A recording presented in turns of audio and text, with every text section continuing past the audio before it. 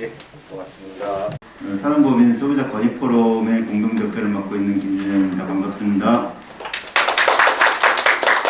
네, 오늘 소비자 컨퍼런스 제2세션 화장품 유해평가 활성화를 위한 화장품 안전모색 이런 주제를 해서 약 한 1시간 반 정도에 걸쳐 가지고 토론회를 하겠습니다. 근데 이제 시작에 앞서서 약간 양해의 말씀을 드려야 될 것은 오늘 그 발제를 맡으신 유원재 교수님께서 약간 소통이 조금 저희가 전달을 잘못 드려가지고 오늘 수업이 저녁에 있으신 거를 저희가 깜빡하고 그래서 우리 교수님께서 발제를 약 한 30분 정도 먼저 하시고 난 다음에 좀 이석을 하게 될 것 같습니다. 그래서 기타 이제 좀 토론하실 분 내지는 뭐 질문하실 분들의 경우에는 나중에 이메일 혹은 뭐 서면으로 해서 이 교수님께 박재자님께 질의하시거나 좀 토론을 하시면은 나중에 추후에 우리 교수님께서 또 이렇게 답변을 상세하게 또 이렇게 해주시고 그에 대한 논의들을 좀 같이 이끌어 나가신다고 좀 양해의 말씀을 주셨습니다. 여러분들께서 좀 양해를 해주시고요. 예, 먼저 화장품 유해평가에 근거한 과학적 유해소통 강화 방안과 관련해 가지고 간단하게 이제 교수님 유원재 교수님의 발제와 다음에 이어서 우리 CNI 소비자연구소의 최치원 선임연구원의 발제를 듣고 한 5분 정도 브레이크 타임 하고 나서 이제 바로 토론자를 같이 모셔가지고 좀 토론하도록 하겠습니다. 그럼 먼저 우리 유원재 교수님 모셔서 발제 듣도록 하겠습니다. 예, 박수 부탁드리겠습니다.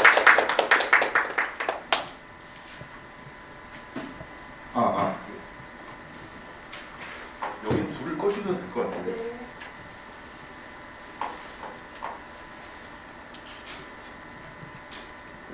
이게 전체 화면이 안 되는 것 같아서 제가 이렇게 넘기면서 하겠습니다. 답을 소개받은 유현재라고 합니다. 반갑습니다. 조현미 대표님이랑은 금연이나 소비자 관련해가지고 일을 조금 많이 했었는데 이 주제가 소통인데 소통이 잘 안 된 것 같습니다. 그래서 제가 발표한다는 거는 그냥 어떤 건지 잘 모르고 알겠습니다. 그러고 그냥 왔는데 제가 뒤에 토론인 줄 몰라가지고 하지만 최선을 다해서 오늘 제가 준비한 걸 좀 말씀드리고 가는 것으로 하겠습니다. 제목은 이렇게 붙여봤고요.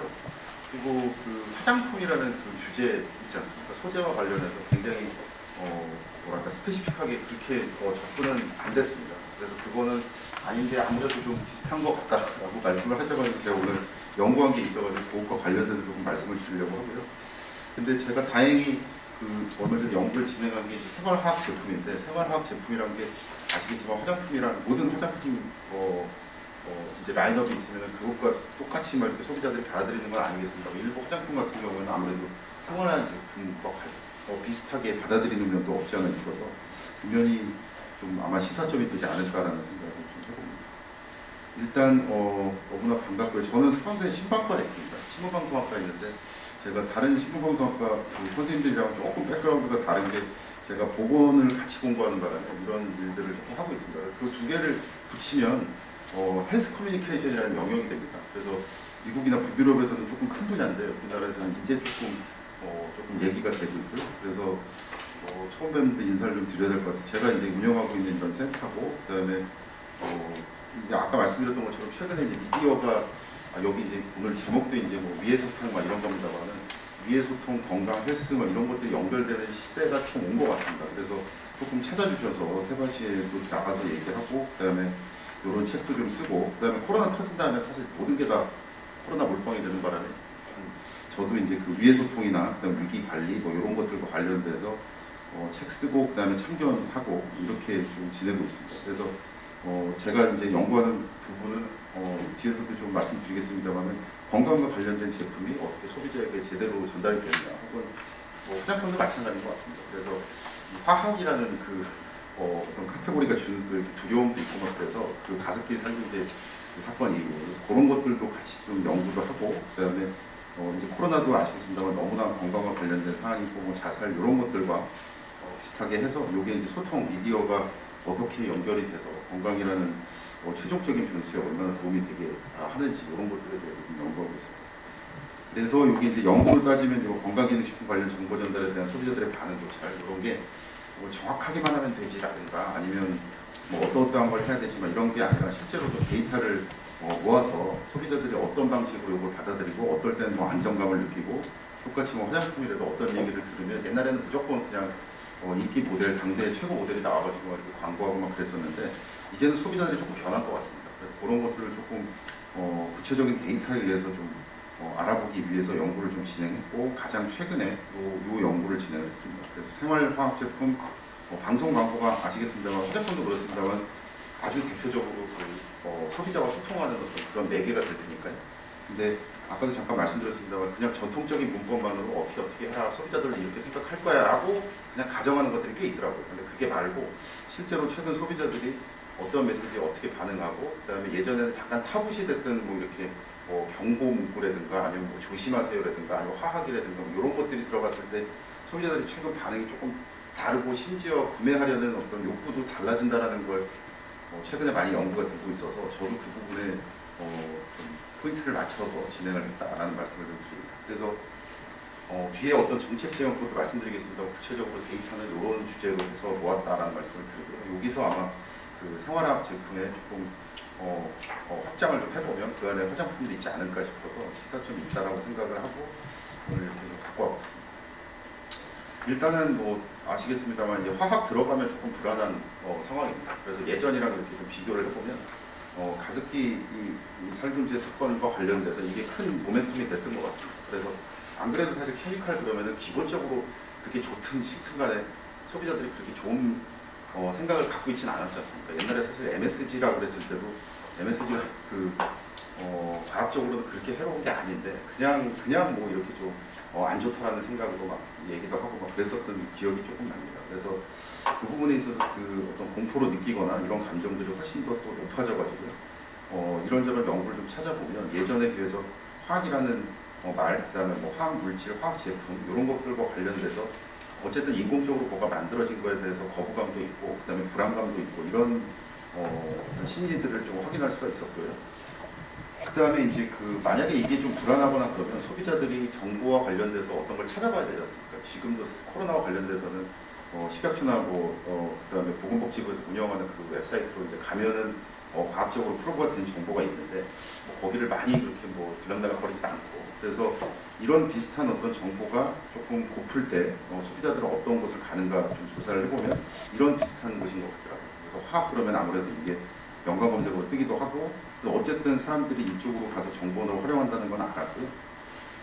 근데 전부 다 이렇게 뭐 왕성하게 가기는 좀 그렇고 이제 조사를 좀 이렇게 해보면 이제 화학 제품에 들어가는 뭐 그게 이제 화장품이 됐든 아니면 어탕 뭐 세제가 됐든 뭐가 됐든 간에 이게 뒤에 뭐 어떤 그 성분이 있나 이런 것들을 좀 얼마나 보고 그다음에 어떤 경로를 통해서 보고 이런 것들을 조금 파악을 좀 해봤어요. 그리고 이게 이제 그 소비자들이 어떤 마음을 갖고 있나 그리고 이런 것들이 이제 뭐 예를 들면 관심과 정보는 있어도 내용이 어렵다라든가 그다음에 가장 많이 사용하는 정보원은 사실 이런 거보다는 그냥 제품에 있는 뭔가를 뭐 많이 본다라든가 그다음에 그 외에 어떤 관련 정보들은 뭐 TV나 미디어를 통해서 뭐 본다든가 이런 것들이 이제 확인이 조금 되었고요. 제가 여기 그 연구 방법에서 선택한 방법은 이렇게 서베이를 하거나 이런 건 아니고요.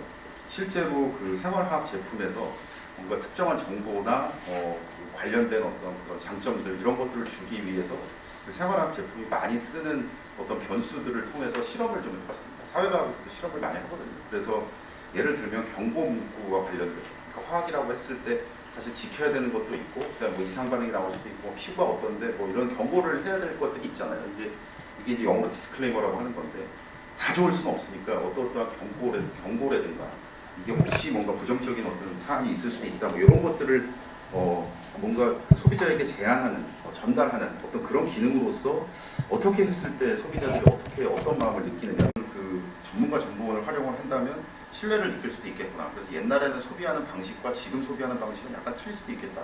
최근에 이제 뭐 위드 코로나라고 해서 세상 모든 제품을 막 이렇게 꼼꼼하게 따져서 본다고 막 하더라고요. 그래서 그런 것들도 있지 않을까라고 생각을 해서 일단은 그 실험 방법에서 모든 변수를 다 체크할 수는 없으니까 이렇게 경고 문구라는 것과 그다음에 이제 전문가가 나와서 어떤 정보원 이런 것들을 테스트를 한번 해봤습니다. 그래서 저희들이 이제 그 연구를 통해서 한번 알고자 했던 거는 예를 들면 생활화학 제품에 대해서 뭐 어느 정도 인지하고 있고 관심 및 이해 정도, 그다음에 어느 정도 위험하다고 생각하는지, 그다음에 아까 제가 이제 변수 2개 보여드린 것처럼 이렇게 이제 조합을 해서 뭐 예를 들어서 경고문구가 들어간 광고랑 안 들어간 광고, 그다음에 전문가 정보원이 들어간 거랑 그다음에 그냥 일반적인 전통적인 그 셀럽이 보이는 어떤 광고라든가 이런 것들을 체크를 한번 해본 거예요. 소비자들 반응이 어떻게 나오는지.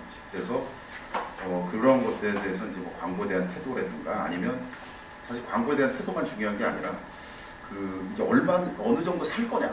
그래서 이 제품이 이렇게 보였을 때 어떤 광고를 보여줬을 때 뭐 불쾌하고 뭐 기분 좋고 이런 것도 있지만 진짜로 살래 말래 이런 것들에 대해서 좀 체크를 해야 될 것 같아서 이렇게 몇 개의 연구 문제를 가지고 접근을 했다라는 말씀을 좀 드리고요.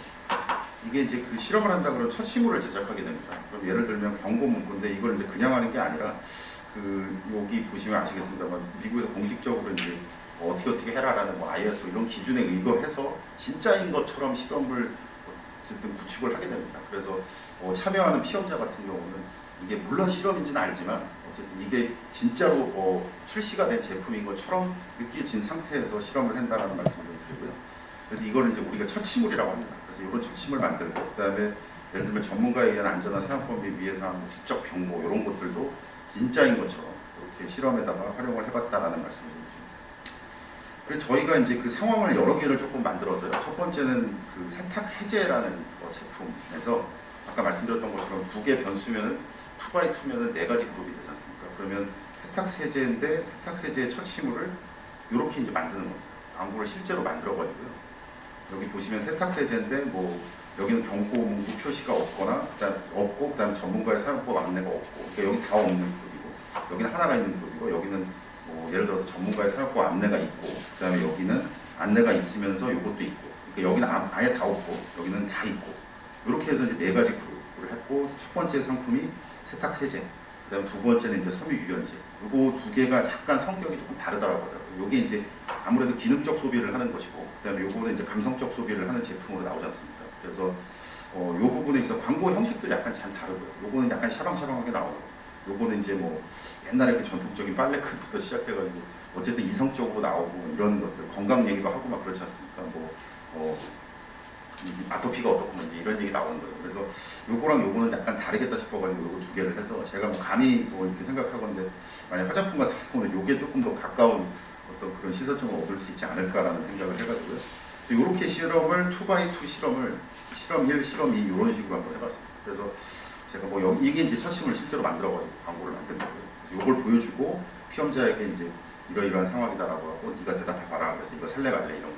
그래서 오늘도 뭐 오후에 이렇게 막 통계 보여드리는 건 좀 테러인 것 같고요. 그냥 제가 말씀을 좀 드리도록 하겠습니다. 그래서 인구 통계학적인 특성이 이렇고, 그 다음에 이제 그 남녀 비율 어느 정도 맞췄는데 여기 보시면 아시겠습니다만 아무래도 여성 오리엔트된 어떤 그런 그 우리가 샘플을 만들었다라는 말씀을 좀 드리고요. 그 다음에 연령층도 31세, 40세에서 맞추고 실험을 하더라도 이렇게 좀 과학적으로 말이 되게 해야 되지 않습니까? 그래서 가장 평균적으로 아까 말씀드렸던 것처럼 이 2 제품을 빈번하게 소비할 수 있는 소비자로 지정된, 그러니까 사실 뭐 한 일주일에 2~3번 사야지 소비자로 지칭이 되는 거 아닙니까? 그래서 그런 분들을 활용을 해서 실험을 진행을 했다라는 말씀을 드립니다. 그래서 이게 이제 그 통계로 돌리는 어떤 그런 건데요. 통계적으로 의미가 있다 없다 이런 것들인데, 요거는 그냥 표고 제가 그냥 해석해서 조금 말씀을 드리면 아까 말씀드렸던 것처럼 이제 생활화학 제품에 대한 구체적 이해 정도라든가 뭐 인지도, 관심 정도, 그 다음에 얼마나 위험한 거 관리, 화학이란 말이 붙으면 뭐 이런 것들, 그 다음에 광고에 대한 태도는 어떤 감정이니 이런 것들입니다. 그래서 해석한 걸 조금 이렇게 말씀을 좀 드리면 니네들이 보여준 것은 매우 구체적인 정보를 제공하고 있다 이런 것들을 이제 물어봤고 2 종류의 제품 모두 뭐 설정된 변수로 인해 유의미한 영향이 발견되지 않았다라는 얘기는 여기서 이제 뭐 광고에 대한 태도가 뭐 뭐를 넣었을 때 아까 제가 말씀드렸던 것처럼 전문가에 의한 경고라든가 아니면 뭐 문구라든가 이런 것들이 들어갔을 때 통계적으로 차이가 있었느냐 뭐 이런 것들을 이제 체크를 하는 거죠. 근데 그때는 이제 의미는 없었는데 여기 이제 조금 그 빨갛게 해놓은 게 이제 그 유의미한 겁니다. 통계적으로 유의미하다는 이제 그런 거고요. 여기 보시면 전문가의 직접 경고를 표시한 그룹에서 제품 자체에 대한 선호도가 상승했다. 이게 조금 놀라운 거였습니다. 그래서 기존의 그 연구들을 보면 그 전에 이제 코로나 한참 전에 막 연구됐던 것들을 보면 이런 것들이 안 나오고, 그러니까 뭔가 미적인 어떤 거라든가 아니면 뭔가 화려한 뭐 문구라든가 아니면 음악이라든가 이런 것들에 의해서 소비자들이 조금 설득이 되고 막 그러는데 여기 나온 거 보니까 그런 게 아니라 전문가가 나와서 조금 드라이하게 해도 그걸 사더라라는 겁니다. 그래서 아무래도 아까 말씀드렸던 것처럼 그 가습기 이후, 가습기 살균제 사건 이후에 그다음에 코로나 뭐 이런 것들이 아마 주변 변수로 활용이 되지 않았는가, 작용을 하지 않았는가라는 생각이 좀 들고요. 그리고 테스트한 두 제품 모두에서 그런 결과가 조금 나왔고, 그리고 경고 문구와 전문가의 직접 경고를 동시 포함 시 선호도 상승하는 모습도 관찰했습니다.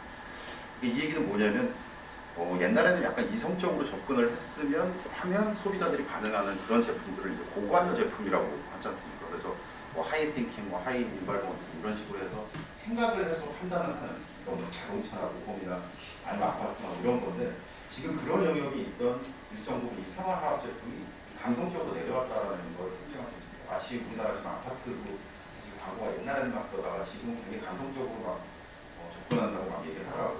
1억짜리 넘는 차도 예전보다는 훨씬 더 감성적으로 팔아야 된다라고 얘기를 하는데 그게 아마 여기까지 지금 진전이 되고 있지 않냐 이런저런 옛날이랑은 다른 어떤 결과들이 조금 나오고 그런 게 있습니다. 그리고 또 하나가 세탁세제 광고는 통계적으로 유명한 결과 관련되지 않았으나 섬유 유연제의 경우 전문가의 직접 경고를 표시한 거에서 더욱 높은 수준의 금액으로 왔습니다. 이것도 사실 탁 치고 들어가가지고 디스클레이머가 어떤 갑자기 뭐 의사 같은 전문가가 나와가지고 이거 성분에 대해서 이렇게 드라이하게 갑자기 얘기하는 거 옛날에 거부감이 분명히 있었죠.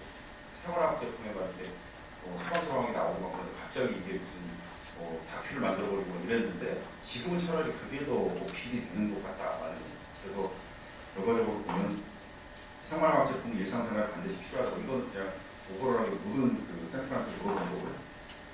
필요하다고 느끼는데 제품에 관한 지식에 대한 수준은 낮은 편이다. 이건 이제 주관적인 어떤 리터러시 수준이라고 말씀드렸어요. 그러니까 일단은 생활화학 제품이 일상생활에 너무나 필요하고 24시간 다 필요하다는 걸 아는데 사실 조금 불안하다라는 게 소비자들의 마음인 것 같습니다. 그리고 생활화학 제품 사용에 대한 위험인식, 이것저것 다 위험하고 그게 어찌 보면 화장품까지 이게 좀 안 가게 하는 게 여러분들의 몫이 아닐까라는 생각이 조금 들고요. 그리고 그러면서도 정정당당하게 어떤 정보를 오픈해야 되고 경고 문구는 생활화학 제품의 브랜드 신뢰도 및 선호도 상승에 긍정적이며 전문가 정보원의 직접 경고는 제품 구매 의도까지 높이더라.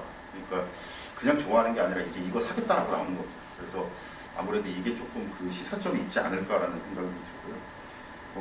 여기 보시면 뭐 유해 성분 적절하지 못한 사용의 부정적 결과들을 알리는 것이 오히려 기업과 신뢰. 그래서 이게 보면 옛날에는 이런 걸 약간 숨기거나 아니면 포장하거나 아니면 진짜 조그맣게 해놓거나 그 디스클레이머가 항상 이렇게 조그맣게 표시해놨지 않습니까? 그러지 않고 진짜로 이건 조심해라 라고 이렇게 떳떳하게 말하는데 최근에는 소비자들에게 훨씬 더 다가가는데 마케팅에 도움이 될 수 있겠다라는 그런 생각들을 조금 할 수가 있었고요. 여기 제가 그 조사한 거로는 여기 이제 그 정책과 관련된 사안과 관련된 선생님들도 계시고 그다음에 마케팅 영역에 계신 선생님들도 계시고 뭐 이런 것 같아서 그냥 두 분들한테 좀 말씀드리고 싶은 얘기들을 뒤에 조금 정리를 했는데요. 여기서 얻은 그 결론과 관련돼서 제가 감히 조금 해석을 해보면 사람들이 굉장히 불안하다는 것 같습니다. 이런저런 걸로 불안하다. 그다음 죽기 싫다. 저도 죽기 싫고 다들 그렇지 않습니까? 어떻게 해서 예전에 비해서 굉장히 불안해지고 불확실성이 지배하는 어떤 그런 상황, 또 미드 코로나가 이렇게 돼서 일단은 불안하다라고 하는 것은 딴 게 아니라 메르스 때도 여러분들 아시겠습니다만은 2015년에 있었는데 별 얘기가 막 나와서 여기 보면은 이런 요번에도 그랬습니다만 감염병 한번 터졌다면 뭐 진짜 다들 마늘 사 먹으라고 그러고 뭐 면역이 어떻고 뭐 이런 것들. 그러니까 이게 흔들리긴 하지만 다들 조금 불안하고요. 그리고 미디어에서 너무 많은 부안해동하는 그런 정보들이 많이 있어서 사람들이 전체적으로 예전에 어떤 그런 정상적인 구매 활동 이거보다는 이런저런 영향을 많이 받고 그게 불안으로 표출되고 있다. 이게 모든 상품에 다 해당이 된다라는 생각을 조금 하고 있고요. 아까 말씀드렸던 것처럼 코로나19에서도 사실 이런저런 말도 안 되는 어떤 건강과 관련된 정보들이 막 이렇게 주변에 있으면 아무래도 제가 뭔가 물건을 사고 막 이러는데 옛날이랑은 그 철학이나 원칙이 조금 다를 수가 있겠죠. 그리고 가장 끝판왕이 불가리스와 관련된 건데 이게 사실 아시겠지만 선생님들이 더 전문가시겠습니다만 이게 말도 안 되는 실험 결과를 가져와가지고 이게 뭔가 이게 있는 것처럼 막 이렇게 돼서 사람들이 이게 진짜 한두 번 속지 이제는 어쨌든 불안한데 그렇다고 뭐 이걸 믿을 수도 없고 하지만 그러면서도 이런 목소리에 뭔가 혹하는 그래서 잘은 모르겠습니다만 어쨌든 그 화장품 업계에서도 이 화학과 관련된 것도 정확하게 얘기하고 그 다음에 뭔가 실험 이런 것들이 굉장히 그 과학으로 어떤 취급이 되거나 아니면 윤리적이나 이런 그 사안들을 적절히 챙겨야만 장기적인 어떤 브랜드 관리에서 도움이 되지 않을까라는 생각입니다. 감히 그냥 제가 정부 및 소비자 관련 단체의 정책적인 제언을 몇 개를 한번 써봤습니다. 여기 보시면 최근에 그 정부도 참 쉽지 않을 것 같다는 느낌이 좀 들었어요. 왜 그러냐면 다들 먹고 살기 힘드니까 이게 불가리스 사안에서 보셨겠습니다만은 거짓말이라도 해서 그러니까 침수공대라도 해서 어떻게 하려는 뭐 이런 것들이 있는 것입니다. 그래서 만약에 정부에서 오늘 변호사님도 오셨는데 여기 보시면 소비자 권익을 정확히 찾아주기 위해서 뭔가 정책적인 뭐 보완, 그다음에 국가 정책으로도 뭔가 보완이 돼야 된다면 최근에 미디어가 너무나 복잡다단해져서 여기 보시면 제가 광고 역할의 유사 콘텐츠라고 써놨는데 그 광고에 대한 어떤 정확한 정의가 있지 않습니까? 근데 그 정의를 벗어나는 게 너무나 많습니다. 그래서 그 얘기는 뭐냐면 제가 변호사님 앞에서 말씀드리기 그렇지만 죄형법정주의가 있지 않습니까? 그러니까 명시되지 않으면 처벌할 수 없다라는 게 있는 걸로 제가 알고 있습니다. 근데 그런 걸로 따지면 사실은 유사 광고가 너무 많습니다. 그러니까 이걸 국가에서 뭔가 정책에서 이렇게 하려고 해도 그걸 벌을 못 주는 겁니다. 너 분명히 이게 좀그 크로스 더 라인을 한 것 같은데 이거를 뭔가 벌을 주기도 좀 그렇고 그래서 예전보다 훨씬 더 위드 코로나 시대에는 그 규정과 정책이 촘촘해져야 되지 않을까라는 생각을 조금 하게 됐고요. 그게 이제 아시겠지만 집콕 시간이 늘어나면서 미디어 수용 시간이 훨씬 더 늘었고 그 얘기는 뭐냐면 이상한 정보도 더 받아들일 수 있는 가능성은 훨씬 더 많아졌다. 그런 측면에서 우리나라에서 그런 거 이제 해결하는 기관이 방송통신심의기관 심의위원회인데 거기에 지금 막 수십만 건 밀려 있다고 그러더라고요. 그러니까 그런 것들에 대해서 조금 촘촘하고 그다음에 2021년 버전에 맞는 어떤 규정들이 권익 포럼에서도 어쨌든 제한이 조금 돼야 되지 않을까라는 생각이 조금 들고요. 그게 이제 아까 말씀드렸던 이런 분위기 때문에 그렇습니다. 이게 무슨 건강 프로그램이라고 뭐 말이 붙을 수도 있고 그다음에 여러 가지 막 얘기하는데 이게 언젠가부터 건강이나 그다음에 사람 몸 이런 것들이 약간 그 소비자들에게 연예화돼서 소비되고 있습니다. 그래서 이게 뭐 어떤 일이 있어도 그 시청률이 높아지는 게 정치 얘기, 연예인 뒷담화, 그 다음에 건강이죠. 이게 세 개가 이제 어쨌든 그냥 인기나 시청률을 올릴 수 있는 그냥 거거든요. 근데 그 안에 콘텐츠에 보면 사실 좀 무서운 것들이 꽤 많이 있고요. 어떤 것이 뭐 약이 된다라든가 책임도 안 지고 그 다음에 굉장히 현란한 건강 프로그램들 여기 나와서 이제 뭐 의사들이 이분들이 이제 다 그럴 수 일반화시킬 수는 없습니다만 그러니까 닥터테이너 그다음에 쇼닥터라고 불리는 분들인데 이분들에 대한 어떤 뭐랄까 실질적인 관리도 조금 필요하지 않을까라는 생각이 들고요. 그리고 연예 프로그램으로 분류돼서 근데 우리가 IPTV에서 이렇게 들어가고 하는데 연예 프로그램으로 돼 있는데 들어가 보면 건강 얘기하고 있습니다. 그러니까 이런 것들에 대한 규제도 좀 필요하겠다라는 생각. 근데 한면으로는 사실 이거는 정책이고 그다음에 뭔가 국민 소비자 뭐 이런 것들을 위하는 사안이라고 한다면 산업계나 홍보 대행사 입장에서도 어쨌든 매출을 정정당당히 올리기 위해서는 이런 제한도 조금 필요하지 않을까라는 생각이 들어서 이거는 아까 제가 말씀드린 그런 겁니다. 그래서 상품 그러면 뭐뭐 이렇게 해서 ABC처럼 굳어 있지 않습니까? 근데 이런 것들을 깰 때가 된 것 같다. 소비자들이 변하면 어쨌든 공급자도 변해야 된다는 측면에서 제가 한번 써봤고요. 여기 보시면 이제 뭐 장점과 특성 나열한다거나 뭐 그냥 아주 기계적으로 저도 예전에 공부를 하기 전에 광고 대행사를 좀 오래 다녔습니다. 그래서 저도 뭐 이런저런 화장품 광고를 많이 담당을 해봤는데 그러면은 그냥 회의실에 들어가면 해야 될 일이 있습니다. 어디 가서 잡지 찢어가지고 쭉 붙여놓고 저 모델 어때 저 모델 어때 이런 식으로 그냥 접근하거든요. 저도 그렇게 먹고 살았습니다. 근데 지금은 아무래도 조금 변한 것 같아요. 그래서 그 부분의 패러다임도 조금 변해야 되지 않느냐라는 생각이 들고 아까도 약간 말씀드렸습니다만은 특히나 이게 제가 알기로 제가 공부한 바로는 아무래도 시중에서 제일 잘하고 있죠. 아무튼 우리나라 대표적인 그 CSR이나 이게 이제 요즘에는 ESG라고 표현을 합니다만 기업도 어떤 특정한 제품에 있어서 뭔가 장점을 알리는 것도 굉장히 중요한데 그냥 전체적으로 브랜드 관리에서 이렇게 좀 러프하게 말씀드리면 예쁜 짓을 해야 고객들이 어쨌든 엄브렐라 이펙트에 의해서 다른 어떤 제품들에 대해서 뭔가 의심하지 않고 그냥 받아들이고 또 이렇게 기업은 계속해서 정정당당하고 영업하고 이런 것들이 굉장히 중요하지 않느냐라고 해서 이게 이제 필립 부틀러의 CSR 마케팅이라는 이게 이제 2021년에 우리나라에서 이게 필요하지 않는가라는 생각이 들고 아무래도 쇼핑 말고도 다른 어떤 기업들도 생각을 해야 되지 않느냐라는 생각이 들어서 그거 사례. 그다음에 또 하나는 이게 이제 너찌라는 게 2017년에 행동경제학으로 노벨 경제학상 받은 분인데 이게 보면은 이제 쿡쿡 찔러라 막 이러는데 읽어보면 그런 거입니다. 건강이나 그다음에 완전히 막 진짜 죽고 살고 먹고 살고 이런 제품들 말고 나머지 제품들을 마케팅하고 뭔가 소비자들에게 전달하는데 가장 좋은 이펙트가 멋지 이펙트예요. 근데 그게 언디벨롭드 돼 있다고 그러거든요. 근데 요걸 읽어보면 어쨌든 사실 그렇지 않습니까? 무슨 제품이나 핸드폰이나 이런 것들은 그 기업이 마음에 안 들어도 사실 이 제품만 마음에 들면 그냥 그걸 사지 않습니까? 근데 그게 아니고 건강상, 그 다음에 뭐 미적인 부분, 그 다음에 아까 우리가 그 실험에서 했던 그런 제품들, 이런 것들은 아무래도 이런 어떻게 하면 소비자들에게 좀 직접적이진 않지만 다양한 어떤 그런 미디어 방법, 마케팅 전략에 의해서 접근을 하느냐가 가장 중요하지 않을까. 패러다임이 좀 변하고 있는 것 같다라는 말씀을 전체적으로 조금 준비해서 말씀을 드려봤습니다. 감사드립니다. 잠깐 불 좀 켜주시죠. 예, 우리 발제해 주신 우리 서강대학교 유현재 교수님께 다시 한번 박수 부탁드리겠습니다. 생활화학 제품의 브랜드 신뢰와 선호도 상승이 상당히 긍정적으로 지금 높아지고, 전문가들의 의견에 따라서 굉장히 높아지고는 있는데, 코로나 시대에 있어서 특히나 이런 생화학 제품에 대한 안전성과 건강성에 대한 소비자들의 정보 수요 욕구가 굉장히 커지고 있다라고 하는 것을 좀 이제 핵심적인 발제의 내용으로 좀 삼을 수가 있을 것 같습니다.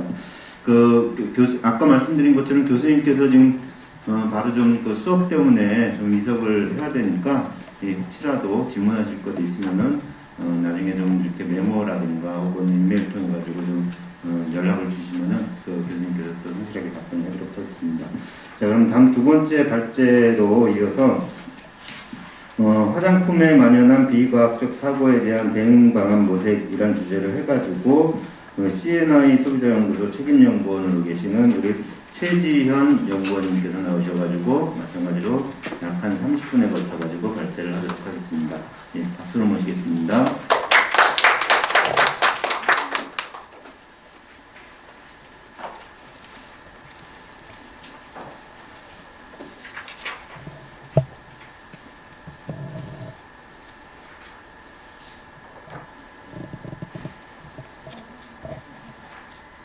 여기도 좀 불 좀 꺼주실래요?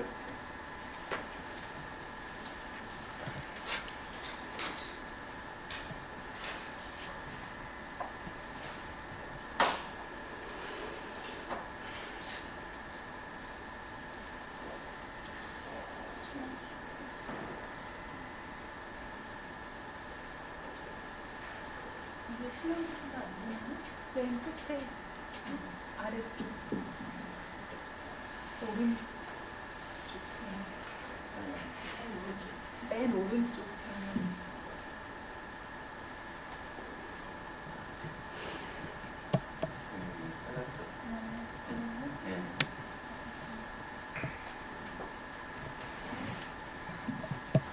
안녕하세요. 저는 CNI 소비자연구소 선임연구원 최지연입니다. 화장품 비평가로 활동하고 있습니다.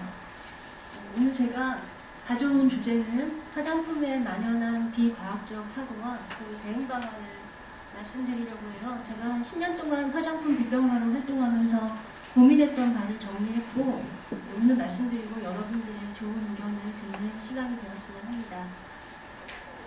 그러면 살펴볼게요. 화장품 문화에 만연한 비과학적인 사고가 저는 4가지 카테고리로 나눠봤어요. 첫째는 성분에 대한 비과학적 사고, 두 번째는 효과에 대한 비과학적 사고, 세 번째는 제도에 대한 비합리적 사고, 마지막으로 과학에 대한 반과학적 사고, 이렇게 주제를 나눠서 설명을 드리겠습니다. 우선 성분에 대한 비과학적 사고부터 말씀드릴게요. 2008년 우리나라에서 전성분 표시제가 시작되고 그때 그 성분에 대한 정보가 물밀듯이 들어왔습니다. 그 전에는 정보가 거의 없었어요. 정무하다시피 했는데 들어왔고, 근데 그 정보들이 다 유럽과 미국에서 떠돌던 그런 괴담 같은 정보들이었어요. 그걸 화장품 성분표에 그대로 대입하면 절대 안 되는 그런 정보들이었는데, 예를 들어서 미네랄 오일은 석유찌꺼기다, 실리콘 오일이 모공을 막는다, 소듐 나우린 설페이트가 백내장을 일으킨다, 이런 정보들이었어요. 주어졌어요. 근데 이걸 그대로 제외하면 안 되는데 이걸 그 환경단체나 시민단체, 물론 일부긴 하지만 환경단체, 시민단체, 그리고 뭐 천연을 신봉하는 사람들이나 아니면 전문가를 자처하는 그런 사람들에 의해서 성분표에 그대로 대입해서 해석하는 그런 것들이 퍼지기 시작했고 대중은 그걸 절대적인 잣대로 받아들이기 시작했어요. 그래서 이런 비과학적인 사고가 자라기 시작했습니다. 첫째는 합성 성분은 위험하고 천연 성분은 안전하다. 이건 정말 말이 안 되는 거죠. 합성도 위험한 건 위험하고 안전한 건 안전합니다. 천연도 마찬가지고요. 근데 사실 이렇게 물질을 합성과 천연으로 나누고 뭐 합성은 위험, 천연은 안전 이런 식으로 생각하는 건 인간의 좀 본능적인 사고이기도 해요. 왜냐하면 천연은 친숙한 이름을 가졌고 우리 생활에서 뭐 써본 적도 있고 그러니까 안전하다고 느끼지만 그 합성 물질은 어려운 화학명을 가지고 있고 아주 낯선 물질이죠. 생소한 들어본 적이 없는. 그러면은 두려워하는 게 당연합니다. 근데 문제는 이런 두려움을 해소할 시간을 먼저 충분히 갖고 해소한 다음에 성분표가 주어졌어야 하는데 그런 단계를 전혀 거치지 않고 그냥 성분표가 무작정 주어진 거예요. 그리고 그 두려움을 부추기는 세력이 탄생합니다. 그 두려움을 이용해서 명예를 이루거나 돈을 벌거나 이런 세력들 아니면 세력을 확장시키거나 이런 세력들이 나옵니다. 대표적인 게 시민단체나 환경단체 그리고 천연신봉자들, 뭐 유튜버들 전문가를 자처하는 사람들 그런 사람들이 그걸 이제 사람들을 선동하는 하나의 수단으로 사용하면서 그걸 퍼뜨렸고 또 아무도 제지하는 그런 목소리가 없었기 때문에 대중은 이 논리에 그냥 압도되고 그걸 믿게 되었습니다. 그리고 두 번째는 독성, 발암성이 있는 성분은 화장품에 들어가서는 안 된다라는 사고인데요. 이거는 우리 머릿속에 독성에 대한 개념이 대중한테 전혀 전달되지 않은 상태에서 그냥 독성이라는 말이 들어온 거예요. 근데 우리는 그냥 이 독성이 마치 유독물질이라는 의미로 받아들이는데 사실 과학에서는 독성이 그런 의미가 아니죠. 독성은 어떤 모든 물질이 갖고 있는 그 물질 자체에 독이 되는 특성을 의미하고 어느 물질이나 다 있는 거죠. 그래서 그 독성을 얘기할 때는 그 독성을 다 어떤 수치 같은 그런 개념으로 얘기합니다. 예를 들어서 뭐 흡입 독성이 얼마다, 뭐 경구 독성이 어떻다, 뭐 발암성이 어떻고, 뭐 치사량은 얼마다 이런 식으로 얘기하는 게 독성이죠. 그래서 이런 독성은 물에도 있고 소금에도 있고 심지어는 산소도 이런 독성을 갖고 있는데 이런 식의 의미는 대중은 전혀 모른 채 그냥 독성이 있으면 유독물질이다 이렇게만 받아들이고 이렇게 지금도 이렇게 오해를 하고 있습니다. 그래서 여기로 이어지는 거예요. 독성이 있는 성분은 아무리 적은 함량이라도 위험할 수 있다. 이거는 제가 이제 예를 들어서 어떤 사람이 파라벤은 좀 위험하지 않나 이렇게 얘기를 하면 제가 이렇게 설명을 하거든요. 파라벤이 독성이 있긴 하지만 화장품에는 단일 성분 0.4%, 혼합 사용 0.8%로 들어가고 소량만 사용되고 또 피부에 바르기만 하지 뭐 먹거나 흡입하는 게 아니니까 위험은 크지 않다 이렇게 설명을 해도 그렇게 받아들이지 못해요. 뭐라고 얘기하냐면 그래도 안 들어가는 거보다는 안 들어가는 게 낫지 않냐. 그리고 그게 계속 축적이 되면 나중에 위험한 게 되는 게 아니냐. 이런 식으로 아주 작은 양에도 불안을 느낍니다. 이거는 이제 위험이라는 게 그냥 물질이 딱 위험하지 않고 이렇게 나뉘는 게 아니라 양과 사용 방식에 따라서 달라진다는 그 기본적인 과학적 지식이 없기 때문에 이렇게 오해를 하는 거죠. 이렇게 이런 사람들의 특징이 원료에 포함되는 아주 소량의 불순물 같은 거에도 굉장히 불안해하고 떠옵니다. 이런 사람들은 그 불안을 달래는 게 너무 어려워요. 아무리 설명을 해도 그 불안은 없앨 수가 없습니다. 그래서 이렇게 비과학적 사고는 불필요한 사회적 불안, 개인의 삶이 불안할 뿐 아니라 사회적인 불안까지 야기하는 걸 알 수 있습니다.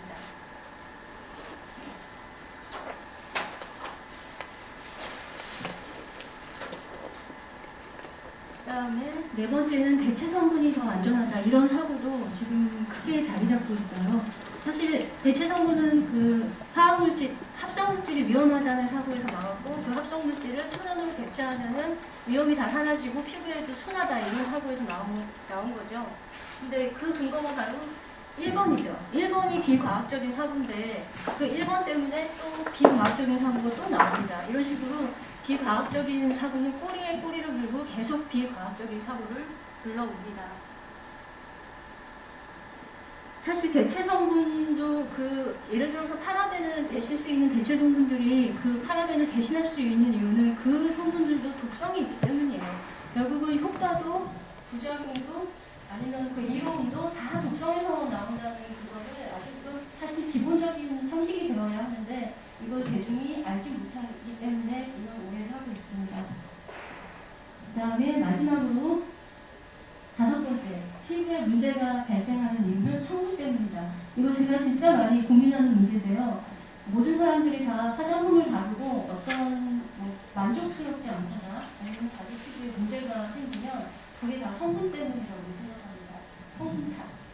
그러니까 모공이 막히는 거는 모공이 막히는 성분 때문에, 여드름이 나는 건 모공이 막히는 성분 때문이고, 피부가 민감하고 예민해지는 건 뭐 이식가의 주위 성분 때문이고 알레르기 유발물질 때문이다. 이런 식으로 해석을 해요. 자기의 피부 문제를 그냥 다 성분 때문이라고 그렇게 생각을 합니다. 근데 사실 자기 피부 문제는 자기 피부 고유의 문제가 있는 거잖아요. 원래 타고나면서 피부에 그런 결함도 있는 거고 또 관리를 잘못해서 생기는 그런 문제도 분명히 있습니다. 그러면 그 문제가 뭔지를 잘 봐야 하는데 그냥 무조건 성분 탓으로 돌리면 그 문제의 그 원인을 제대로 파악하지 못하고 그래서 결국 자기 피부도 잘 관리하지 못하게 됩니다. 결국은 비과학적인 사고가 실질적으로 피부 관리에도 피부에도 영향을 주고 있다는 것을 저는 늘 봅니다. 여기까지가 성분에 대한 비과학적인 사고고요. 이제 효과에 대한 비과학적인 사고를 볼게요. 이거는 첫 번째는 화장품으로 피부 문제를 해결할 수 있다는 사고. 이상하죠? 아까 화장품 때문에 피부에 문제가 발생했다고 생각하면서 또 화장품으로 피부의 문제를 해결하려고 하는 그런 사고가 굉장히 커졌어요. 뭐 여드름도 해결할 수 있고 아토피도 해결할 수 있고 탈모도 치료할 수 있고 이렇게 생각을 합니다. 이것도 잘못된 사고고, 그 다음에 효과가 더 뛰어난 성분이 있다. 이거는 안티에이징 쪽에서 많이 이런 사고를 갖고 있어요. 더 기적의 성분, 내 피부를 획기적으로 바꿔줄 성분이 있다는 그런 사고가 커졌습니다. 그리고 저는 3번하고 4번을 좀 더 큰 문제의식을 갖고 있어요. 3번은 제품 간 우열이 있으며 순위를 매길 수 있다는 사고, 그리고 전문가가 추천하는 제품이 더 안전하고 효과가 크다는 사고입니다.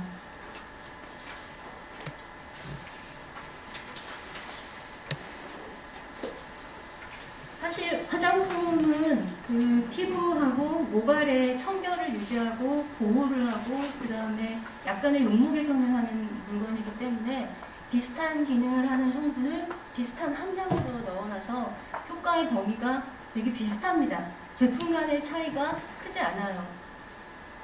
물론 그 제품에 따라서 더 향기가 좋거나 더 이제 질감이 좋거나 이러면은 감각을 되게 만족시켜서 어떤 제품이 다른 제품보다 더 마음에 드는, 더 만족스러운 그런 경험은 다 해보셨겠지만 그거는 효과와는 관련이 없죠. 그냥 그 제품이 감각을 만족시키는 기능에 더 많은 투자를 한 겁니다. 근데 이런 식으로 제품의 우열을 가리는 것이 이제 화장품 전문가들 사이에서 유행을 하는데, 저는 이런 그 문화의 가장 큰 문제는 뭐냐면 그 제품을 우열을 가리고 순위를 매기는 사람의 사고에 대중이 들어가서 그 안에 갇혀버린다는 거예요. 그 사람들이 갖고 있는 성분에 대한 왜곡된 생각, 화학물질에 대한 잘못된 인식, 그런 것들에 그 사고에 그냥 갇혀버립니다. 그러니까 아무리 전문가라 해도 성분표를 보고 뭐 어떤 제품이 다른 제품보다 더 좋다고 그걸 구별을 할 수 있나요? 그거 불가능한 얘기입니다. 그리고 심지어 그 사람이 발라본다고 해도 그거는 알 수 없어요.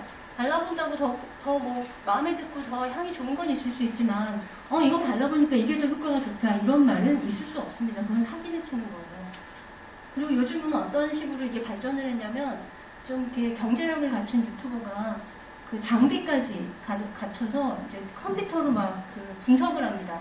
이 제품을 발랐더니 주름이 얼마 감소하고 이 제품을 발랐더니 주름이 얼마 감소했다. 그러면 이 제품이 더 많이 감소했으니까 이 제품이 더 좋다. 이런 식으로 하는 그런 컨텐츠까지 나오기 시작했어요. 근데 그것도 비과학적이긴 마찬가지죠. 그게 뭐 얼마나 차이가 있는지요. 유의미한 차이가 있을까요? 단지 아주 근소한 차이일 뿐이라고 저는 생각하고, 그리고 심지어는 혼자 발라보고 아니면 한두 명이 발라보고 그런 결론이 나왔다고 그 제품이 더 우월하다고 결론을 내릴 수 있을까요? 전혀 아니죠. 근데 이거를 대중은 그냥 정말 객관적으로 과학적으로 검증했다고 생각하고 그걸 과학적 데이터로 받아들입니다. 아주 심각한 문제라고 저는 생각하고 있어요. 그리고 그 또 하나 문제는 이런 사람의 사고에 휘둘릴수록 소비자가 어떤 생각을 갖게 되냐면 화장품이 누군가가 검증을 하고 필터링을 해줘야만 안심하고 구입할 수 있는 위험한 제품이라는 그런 사고를 키워요. 그리고 나 혼자서는 고를 수 없는 어려운 제품이라는 그런 사고를 키웁니다. 제가 늘 많이 받는 질문이 그거예요. 저 이거 못 고르겠어요. 어떻게 골라요? 이거 좀 추천 좀 해주세요. 남의 추천이 없이는 화장품을 고르지 못합니다. 화장품은 되게 쉽게 고를 수 있는 건데 그 능력을 계속 잃어간다는 게 저는 아주 마음이 아프고 바로잡아야 할 것이라고 생각합니다.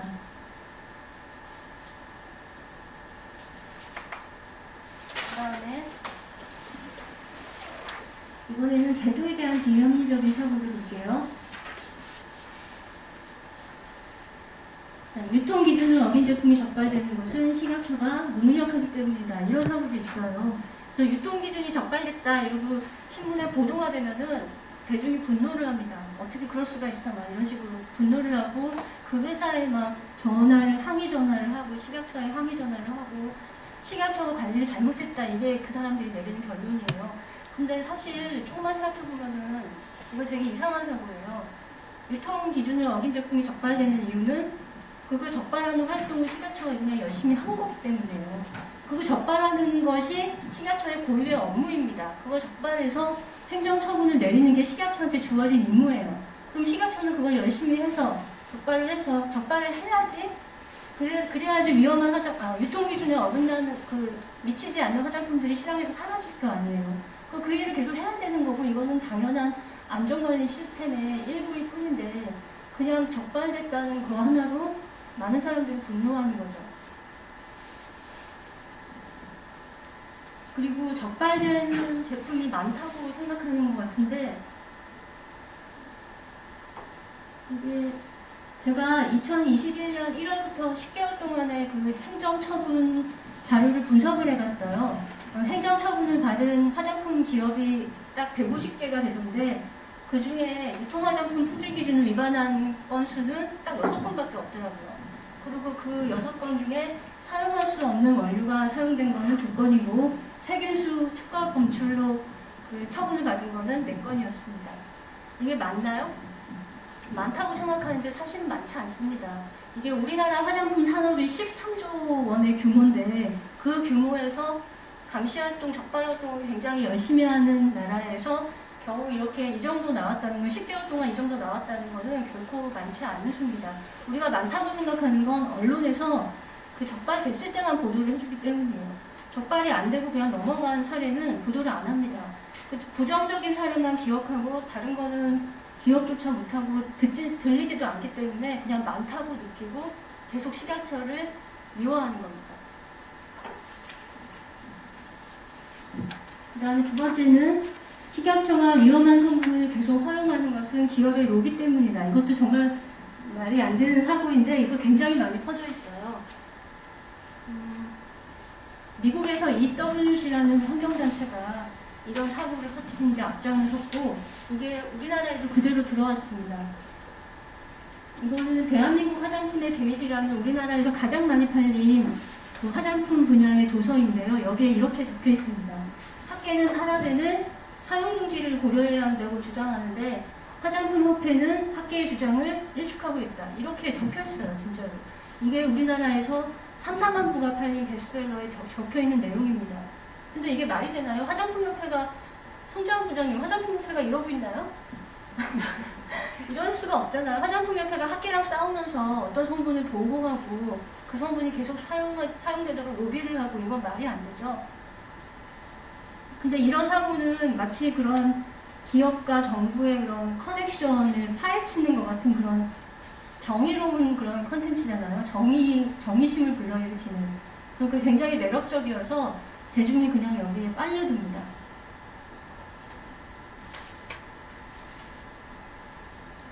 그 다음에 마지막 정부기관이 안전하고 말해도 믿지 않는 것이 좋다. 제가 정부 그쪽의 자료를 바탕으로 어떤 성분을 그렇게 뭐 불안해할 필요가 없다. 충분히 안전이 검증되었다. 이렇게 얘기하면은 가장 많이 돌아오는 답변이 정부를 어떻게 믿어요? 정부가 이렇게 우리 뒤통수 친 적이 이렇게 많은데 어떻게 믿냐?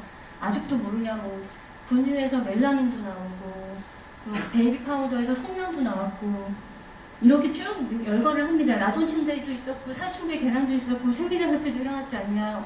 지금 안전하다고 하는 그런 성분들이 나중에 위험하다고 밝혀지지 말라는 법이 있냐? 이러면서 어떻게 믿으라는 거냐? 이렇게 얘기를 합니다. 저도 정부를 무조건 믿으라고 얘기를 할 수는 없습니다. 물론 우리도 경계를 하고 의심을 해야죠. 근데 문제는 의심을 할 필요가 없다는 것이 충분히 검증되고 입증이 되면은 그 의심을 풀 줄도 아는 것이 합리적인 사고라는 거죠. 충분히 증거로 다 얘기하고 과학적으로 다 증명이 되면은 내가 아무리 잘못 생각했다는 게 기분이 나빠도 그거를 인정을 하고 의심을 거둘 줄 아는 게 바로 합리적인 사고죠. 그리고 과학적 사고죠. 근데 그걸 사람들이 못합니다. 그냥 계속 의심만 해요. 그럼 비합리적인 거죠. 그래서 정부가 설명을 할 때는 그냥 설명하는 것이 아니라 그런 과학적 근거를 가지고 특히 위해평가 같은 걸 다 해서 생리대 때도 그랬고 라돈도 그랬고 살충제 계란도 그렇게 정부가 다 해명을 했습니다. 그러면 그게 유통 기준에 어긋나서 막 이런 일이 일어나긴 했지만 유통이 잘못되긴 했지만 그게 실질적으로 우리한테 위험이 되는 건 아니긴 하고 인정하고 그리고 그 다음에는 시스템을 잘 보강해서 그런 일이 다시 일어나지 않는 데 집중하는 것이 더 합리적이지 계속해서 정부를 욕하고 정부는 믿으면 안 돼 라고 말하는 것은 합리적이지 않습니다. 그리고 가습기 살균제는 이것도 정말 늘 등장하는 얘기인데요. 가습기 살균제는 정말 정부가 잘못한 게 맞죠. 정부가 안전을 관리해야 할 책임이 있는데 그 시스템에 엄청난 황당한 구멍이 뚫려 있었던 거 맞습니다. 그래서 이거는 큰 홍역을 치렀는데 그래서 이제 이런 가습기 살균제 하나 때문에 정부는 절대 믿으면 안 되는 존재다.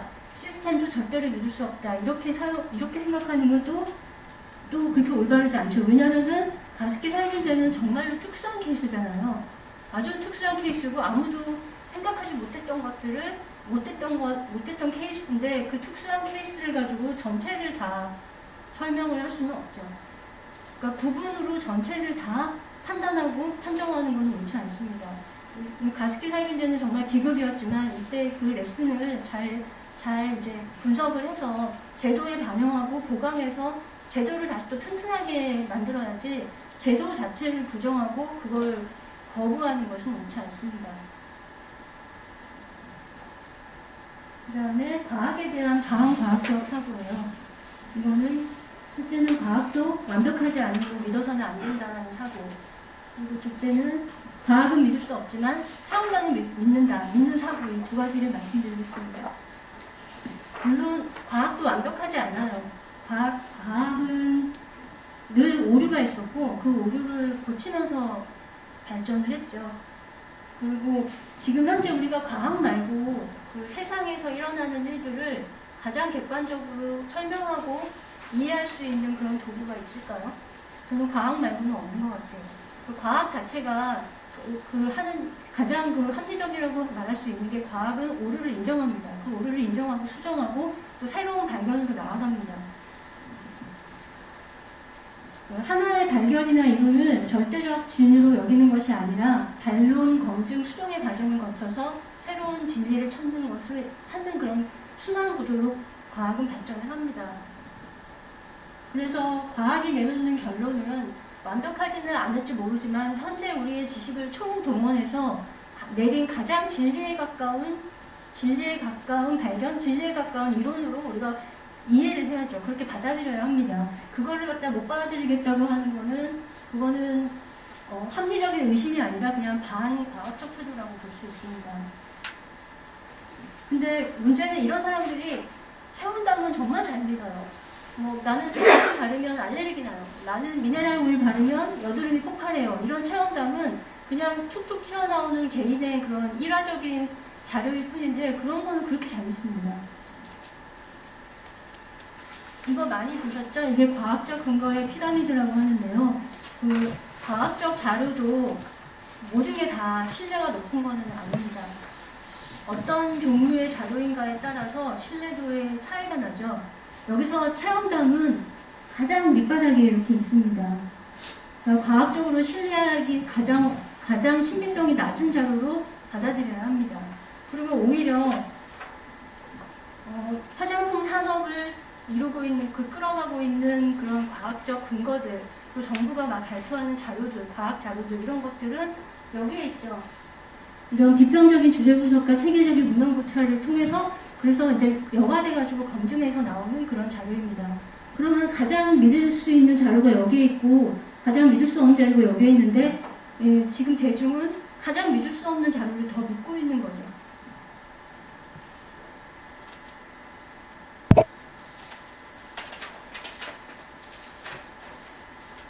그래서 이런 명언이 있어요.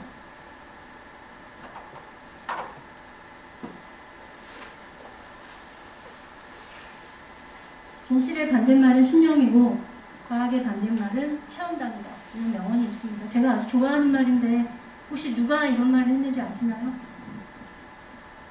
제가 혹시 이게 아주 오래된 누군 유명한 과학자가 한 말인가 하고 막 구글을 막 찾았는데 없어요. 그러면 누가 한 말이냐면 우리나라 식품공학자 최낙원이라는 분이 한 말이에요. 그분이 오리지널 그분에서 나온 소스 그런 말입니다. 그러면 이제 두 번째로 다음 그 장으로 이제 이런 만연한 비과학적인 사고를 어떻게 우리가 대응하고 더 개선을 할 수 있을지 한번 고민을 해봤습니다. 제가 지금 보여드리는 거는 토마스 쿤이라는 사람이 만든 과학 발전의 모델이에요. 그 쿤 사이클이라고 말하는데 이 다이어그램은 과학이 어떻게 보편적인 진리를 찾아가는 가장 합리적이고 효율적인 툴이 되었는지를 잘 보여줍니다. 여기 보면은 하나의 그런 아이디어나 발견, 정보 같은 것이 과학으로 들어가도 과학으로 들어오면은 그 과학이 형성하는 모델에 혼란을 줍니다. 여기서 모델이라는 거는 현재 사람들이 믿고 있는 정보, 지식, 가치관 같은 걸 얘기해요. 그래서 이 모델이 혼란이 오고 이 모델이 위기를 겪은 다음에 그 모델이 어떤 사람들의 그 오류를 지적하는 사람들의 그 비판이나 검증 이런 거에 의해서 엄청난 그런 혁명이 이루어지고 그 혁명에 의해서 패러다임이 바뀝니다. 우리가 흔히 말하는 패러다임 전환이 바로 여기서 나온 말이라고 해요. 그래서 이게 과학이 발전하는 모델이에요. 과학은 이런 식으로 계속 오류를 검증하고 수정하면서 새로운 그 진리를 찾는 것으로 나아갑니다. 저는 이걸 갖다 이렇게 한번 바꿔봤어요. 어떤 새로운 아이디어나 정보가 등장했을 때 그거를 그냥 그거 자체로 그냥 내버려 두면 안 되겠죠. 그 정보는 반드시 공론장으로 나와야 하고 그 공론장에서 많은 사람들이 토론을 거쳐서 오류를 지적하고 비판하는 걸 받아야 합니다. 그래서 반론과 검증을 거쳐서 그 오류를 인식하고 그 아이디어를 수정하고 그래서 새로운 패러다임으로 나아가는 이런 것들을 꼭 거쳐야 합니다. 그렇지 않으면은 잘못된 정보가 수정이 안 되죠. 잘못된 정보가 계속 정체되어 있고 더 커지기만 하죠. 근데 이런 순환이 잘 이루어지는 사회는 잘못된 정보는 버려질 것이고 또 올바른 정보가 바로잡히고 그 올바른 정보에 더 새로운 아이디어가 덧붙여져서 더 좋은 아이디어가 나오겠죠. 그래서 이게 아주 잘 이루어지는 사회가 불량 정보도 없고 그리고 과학적이고 합리적인 사회가 될 수 있습니다. 근데 이 사회가 바로 또 민주적이기도 해요. 굉장히 자율적이고 민주적입니다. 왜냐하면 많은 사람들이 참여를 해야 이게 순환이 되고 그리고 참여를 하면 할수록 더 순환의 속도도 더 빠릅니다. 그래서 이거를 성분표 아까 그 말씀드린 비과학적인 사고가 등장했을 때 이런 순환의 시스템이 전혀 작동을 하지 않았어요. 그때 그런 사람들이 성분표를 가지고 말도 안 되는 비과학적인 방법으로 해석을 하고 뭐 화장품을 판단하고 이런 걸 할 때 그걸 제지하는 그런 비판, 검증 이런 것들이 너무 오랫동안 작동을 안 했습니다. 그게 큰 문제였던 것 같아요.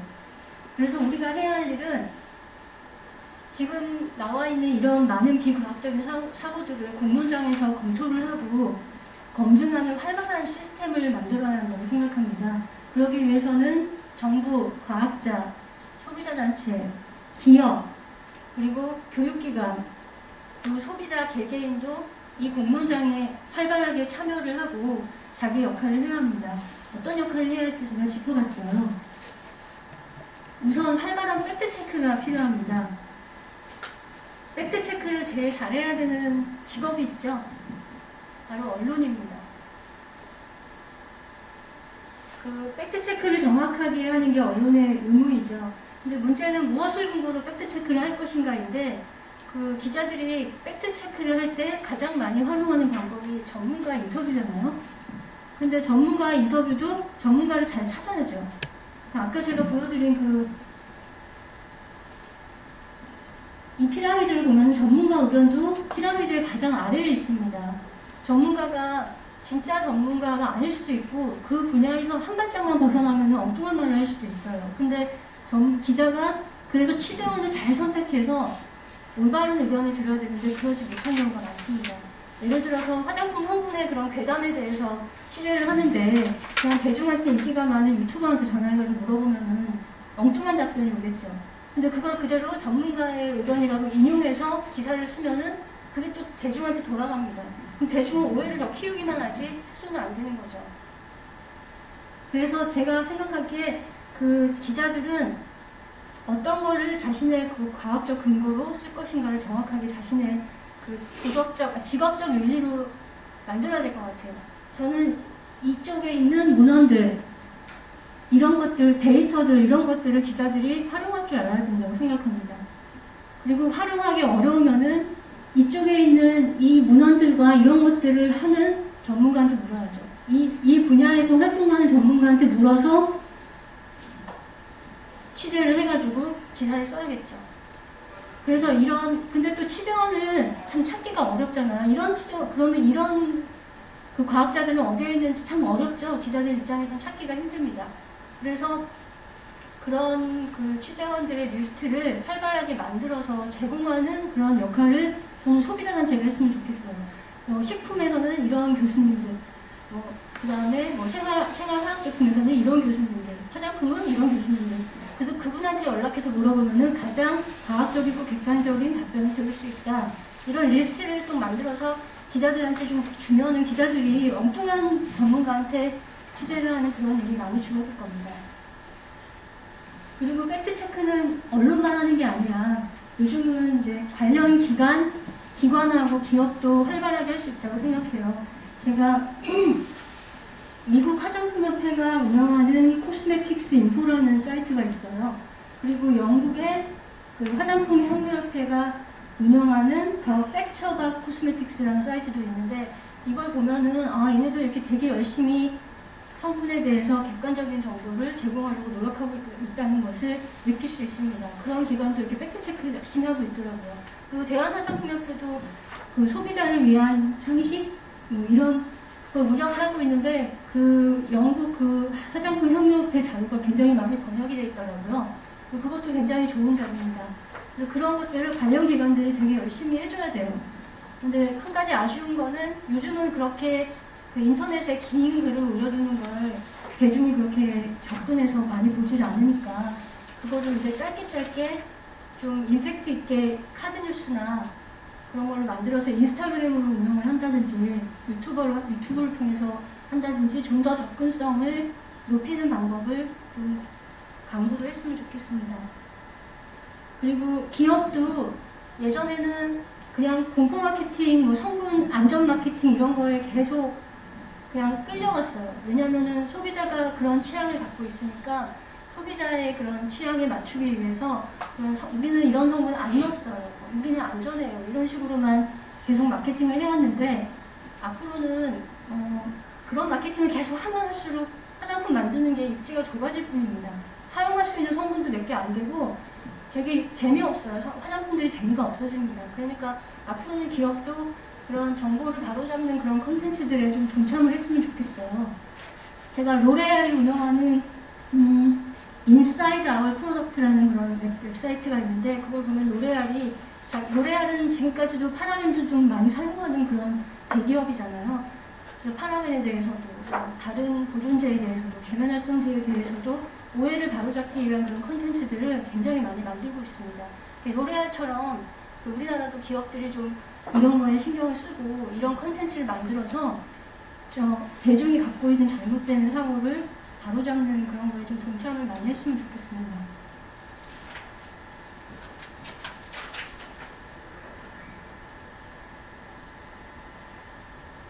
그 다음에 과학 독해력 교육도 생각해 봤는데요. 이게 이제 사이언스 리터러시라고 번역할 수 있는데 우리가 어떤 위해 평가를 해서 그 자료를 대중한테 보여준다거나 리스크 커뮤니케이션을 해서 이건 사실은 이렇다라고 설명을 할 때 대중이 그걸 이해하려면 기본적인 과학 상식이 있어야겠죠.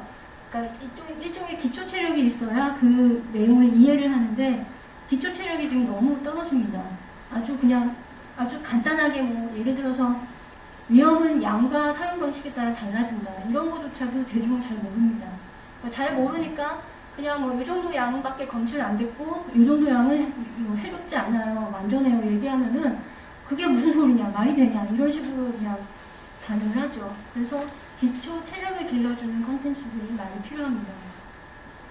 이거는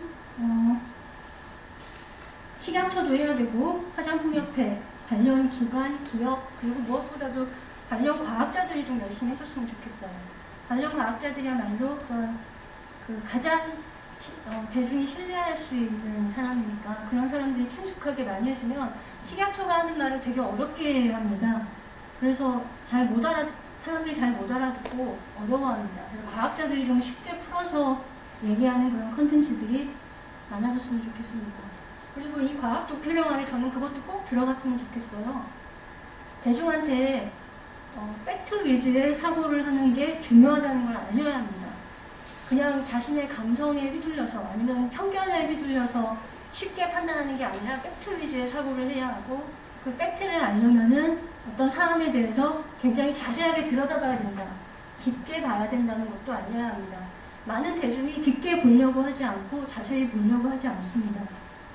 그리고 헤드라인만 보고서 그냥 자신의 편향으로 그냥 판단을 해버리죠. 이 과학적 리터러시에는 그 교육이 반드시 필요해요. 팩트로 자세히 보고 판단해야 된다는 거. 팩트가 완전히 드러나지 않았을 때는 결론을 유보해야 한다는 거. 그걸 잘 알렸으면 좋겠습니다. 그 다음에 이거는 3번은 소비자단체가 이런 캠페인을 해주면 어떨까라는 생각을 해봤습니다. 지금까지는 이제 화학물질의 위험성을 알리는 그런 캠페인 쪽으로만 계속 많은 시도가 있었죠. 시민단체와 환경단체는 늘 뭔가가 검출됐다, 이런 물질에 이런 위험이 있다, 이런 식의 그런 자료를 발표하고 그런 캠페인을 계속 반복해왔습니다. 근데 이제 화학물질에 대해서 좀 친근하게 화학물질은 이렇다, 화학물질이 그렇게 위험하기만 한 건 아니다라는 그런 캠페인을 해줄 때가 되었다고 생각해요. 우리가 화학물질 없이는 살 수가 없잖아요. 화학물질이 없이는 인류가 이렇게 풍요로운 번영을 이루고 복지를 갖고 이렇게 건강하게 살 수 없잖아요, 사실. 지금 우리가 화학물질 없이 어떻게 삽니까? 그러려면은 화학물질에 대해 정확히 알아야 되고 이해를 해야죠. 좋은 관계를 맺어야죠. 만약에 화학물질을 무조건 그냥 공포의 대상으로만 여기면 그냥 계속 그 공포 마케팅에 당하는 거예요. 공포를 주입시키고 유발시키는 그 컨텐츠들에 그냥 계속 끌려가면서 그 사람들이 던지는 그런 이걸 사라, 뭐 이게 위험하다라는 그 말에 계속 휘둘립니다. 그러면 인생 전체를 불안하게 살게 되는 거예요. 그러니까 화학물질에 대한 정확한 인식이 일종의 우리한테 꼭 필요한 생존 수단이라고 생각해요. 그래서 이것도 꼭 캠페인을 해줬으면 합니다. 그 다음에 네 번째는 리스크 커뮤니케이션인데요. 이거는 지금 식약처가 하고 있는데 저는 식약처가 하는 리스크 커뮤니케이션에서 그 하나 빠진 게 그 지속성이라고 생각해요. 항상 어떤 사안이 발생하면 그 사안에 대해서 해명하고 설명하고 위해평가를 해서 결과를 내보내고 이것만 하는데 이것만 해서는 대중이 그 지속성이 없기 때문에 위해평가 그 이해도가 떨어집니다. 지속적으로 우리는 이런 일을 하고 있고 우리는 이런 위험을 이렇게 해서 해결을 했고 이런 제도는 이렇게 있고 이런 식의 그 위해평가 그 리스크 커뮤니케이션을 계속 해야 됩니다. 특히 저는 그 제도에 대해서 화장품의 안전을 관리하는 시스템에 대해서 대중한테 더 많이 알려야 된다고 생각해요. 대중이 그 제도를 너무 모르니까 제도가 아예 없다고 생각하는 사람도 있고 제도 그 위험 관리가 안 되고 있다고 그렇게 오해하는 사람들이 많거든요. 그래서 화장품법은 이렇다. 화장품법의 검출 허용량은 왜 이렇게 생겼냐? 사용 제한은 왜 생겼냐? 어떤 시스템으로 어떤 평가를 거쳐서 사용 제한이 생겼냐? 이런 식의 그런 컨텐츠들을 꾸준히 만들어서 계속 내보내야 되고 그리고 단순 보도자료가 아니라 그런 그 유튜브나 SNS를 통해서 지속적으로 커뮤니케이션을 해야 합니다. 그리고 마지막으로 제도를 강화하자. 지금까지는 그런 마케팅에 너무 그런 좀 화학물질을 비방하고 안전을 너무나 강조하고 이런 마케팅을 그냥 계속 좀 봐준 것 같아요. 근데 이런 마케팅을 계속 허용할수록 사람들은 화학물질에 대한 그 왜곡된 시각을 가질 수밖에 없잖아요. 그래서 너무 안전을 지나치게 강조하거나 그런 근거 없이 어떤 성분을 비방하거나 그런 광고들은 규제를 좀 더 강화하는 방안을 생각해 볼 수 있습니다.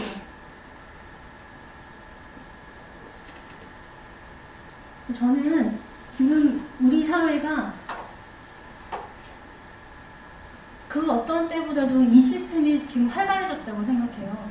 제가 지난 10년 동안 활동을 했는데 지금처럼 이렇게 활발한 적이 없었습니다. 그래서 오히려 지금이야말로 이 정보들을 바로잡히려고 많은 사람들이 참여하고 컨텐츠를 만들고 하면은 정말 빠르게 이게 바로잡히고 변화가 일어날 수 있는 좋은 시기라고 생각합니다. 그래서 저는 지금 굉장히 긍정적으로 보고 있어요. 그래서 저희 발표는 이렇게 끝납니다. 감사합니다. 네, 수고하셨습니다. 지금 시간이 4시 40분인데요. 한 15분 정도 쉬었다가 그 4시 55분에 토론회를 시작하도록 하겠습니다. 잠시 쉬는 시간 갖도록 하겠습니다. 여기 앞에 불 좀 켜주시겠습니까? 그럼 바로 시작하겠습니다. 네, 세션 2 화장품 위해평가에 근거한 과학적 위해소통 강화 방안과 관련된 세미나에 참석해 주신 여러분들께 다시 한번 감사의 말씀을 드리겠습니다. 1부 발제에 이어서 2부 토론의 시간을 갖도록 하겠습니다. 먼저 토론에 앞서서 오늘 참석하신 분들 간단하게 기정토론자들 소개를 먼저 해드리겠습니다. 먼저 정혜진 H&J 대표님 모셨습니다. 다음에 코스맥스의 임두현 이사님 모셨습니다. 다음 대한화장품협회의 송자은 부장님 오셨습니다. 감사합니다. 다음 마지막으로 사단법인 소비자 권익 포럼의 사무총장으로 일하고 계시는 김혜람 변호사님 오셨습니다. 감사합니다. 아까 서두에 양해의 말씀을 드린 것처럼 첫 번째 발제를 해주신 우리 합리적인 위해소통을 위한 정책방안 모색을 주제로 발제를 해주신 유현재 서강대 신문박사학과 교수님은 강의 차원 때문에 좀 먼저 이석을 했고요. 또 이에 대해서 좀 양해를 부탁드리면서 토론 시간에 나오는 질문이나 혹은 그 의견들에 대해 가지고는 서면이나 혹은 뭐 이메일 등으로 해가지고 충분히 교감하면서 본인도 이에 대한 답변들을 준비해가지고 나중에 알려드리겠다라고 말씀을 해주셨습니다. 다음 두 번째 그 발제를 맡아주신 우리 최지현 CNI 소비자연구소 책임연구원님, 오늘 주제에 정확하게 맞는 화장품에 만연한 비과학적 사고에 대한 대응 방안 모색을 발제해 주셨는데요.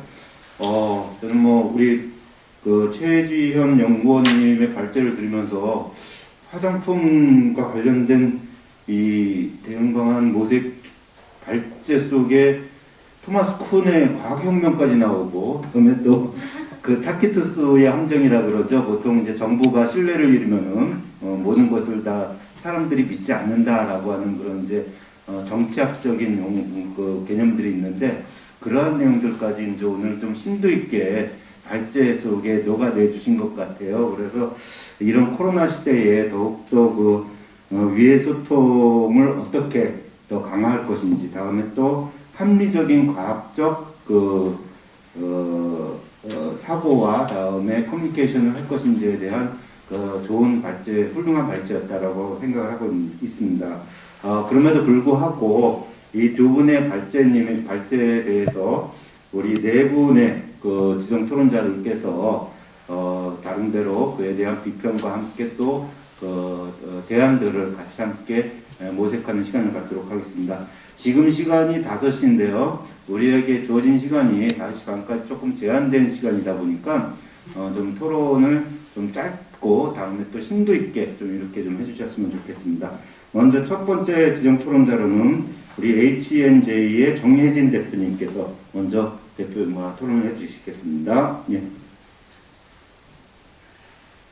네, 안녕하십니까. 정혜진입니다. 저는 화장품 업계에서 오랫동안 재직하다가 지금 현재는 독립해서 학생들도 가르치고 있고 컨설팅을 하고 있는 주로 하고 있는데요. 오늘 이와 같은 자리에 이제 처음 참석해서 좋은 그런 발제 내용 듣고 많은 생각을 하게 됐습니다.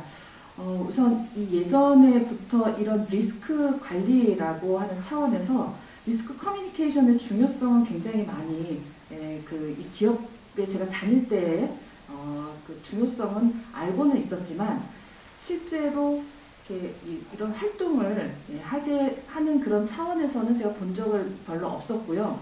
이 최근에 이렇게 그 리스크 커뮤니케이션의 활동이라든가 이런 것들이 활발하게 진행되는 것을 보니까 굉장히 그 감회가 새롭고 좋은 그런 현상이라고 생각을 하고 있습니다. 이 토론에서 지금 제가 제일 처음에 해서 좀 부담이 많이 되는데, 일단 두 분 발표 굉장히 잘 들었고요. 특히 최지현님께서 말씀해 주신 그 내용들 중에서는 정말 저희들 이렇게 좀 간지럽고 좀 뭔가 좀 부족했던 그런 것들을 좀 시원하게 좀 이렇게 발표를 해 주셔서 굉장히 좀 좋은 말씀 많이 들었습니다. 제가 좀 부족하다고 생각했던 평소에 부족하다고 생각했던 부분은 아까도 좀 말씀하셨지만 사실 뭐 대한민국 화장품의 비밀이라든가 이런 책들이 막 튀어나오고 뭔가 그런 잘못된 이슈들이 언론에 이렇게 노출이 되었을 때 사실 그것을 반박할 수 있는 것은 충분히 생각은 갖고 있는데 사실상 그런 행동으로 이어지지 못했던 점이 지금까지 쭉 있어 왔거든요. 근데 그게 전문가들이 없어서라기보다는 전문가들이 있음에도 불구하고 그 전문가가 마음껏 이렇게 이 발표할 수 있는 어떤 그런 환경, 그런 이 주변의 어떤 그런 조성이라든가 그런 것들이 좀 잘 안 돼 있기 때문에 아마 전문가들이 좀 많은 말을 정말 팩트를 얘기할 수 있는 기회가 없지 않았을까 이런 생각이 좀 들거든요. 그래서 아까도 이제 전문가를 많이 활용을 하면 좋겠다라고 말씀하셨는데 이렇게 전문가들이 좀 더 그런 이 사람들 좀 이렇게 적재적소에서 이렇게 발휘할 수 있도록 발표할 수 있도록 하는 방법이 좀 무엇이 있을까 그게 좀 궁금해지네요. 네, 됐습니까? 뭐 질문인 것 같은데 바로 그러면 뭐 질의응답으로 할까요? 아니면은 그냥 다 네. 토론을 듣고 나서 질의응답을 할까요? 어떻게 하는 게 좋겠습니까? 그냥 바로 그냥 뭐 먼저 그러면은 질의응답 맞습니까? 먼저 우리 최지현 연구원님께서 답변을 바로 해주시는 걸로 하죠. 예. 전문가가 자기의 의견을 자유롭게 발언하고 하는 그 여건이 잘 안 돼 있는 것은 맞습니다. 왜냐하면 전문가들이 생각이 바빠요. 자기 일을 하느라고 너무 힘듭니다. 교수님들은 특히 연구하느라고 너무 바쁘고요. 그래서 시간을 내서 글을 쓰고 그걸 발표하고 자기의 채널을 갖고 이런 것들이 굉장히 어려운 게 사실입니다. 근데 문제는 식품 쪽이나 생활화학제품 쪽에서는 그런 전문가들이 대표적으로 활동하고 있는 전문가들이 꽤 많이 나왔어요. 최근 몇 년 사이에. 근데 화장품은 아직도 없습니다. 그러니까 저는 이 화장품이 없는 이유가 좀, 그 규모의 경제에서 나온 거라고 생각해요. 식품이나 화학물질은 좀 더 사람들이 더 많이 들여다보고 더 이슈가 되고 그러니까 그쪽은 좀 사람들이 활동을 많이 하고 그러는데 화장품 쪽은 좀 작은 분야이다 보니까 전문가들의 그런 발언, 참여 이런 것들이 좀 저조한 게 사실입니다. 근데 이제 지금부터는 생각을 바꿔야 되는 게 컨텐츠가 너무 무게가 있고 너무 그 기승전결이 딱 맞고가 맞는 글만 이렇게 올릴 필요가 없거든요. 요즘 컨텐츠들은 짧을수록 더 인기가 많고 더 많이 봅니다. 그래서 시간을 조금만 할애해서 그 인스타그램이나 페이스북, 유튜브 이런 것들로 좀 짧은 컨텐츠들로 대중한테 다가갈 수 있는 그런 발언 채널이 저는 많아졌으면 하는 바람입니다. 네, 우리 정혜진 대표님께서 우리 이런 화장품과 관련된 비과학적 사고 내지는 어떤 소비 패턴들에 대한 전문가들의 그 자유롭게 연구도 하고 발표도 하고 그런 내용들을 소통할 수 있는 그런 사회적, 정치적, 문화적 환경들이 좀 조성되어야 된다라는 이제 그 의견을 주시면서 이에 대한 의견들을 우리 최지현 연구원님께 말씀을 드렸는데요.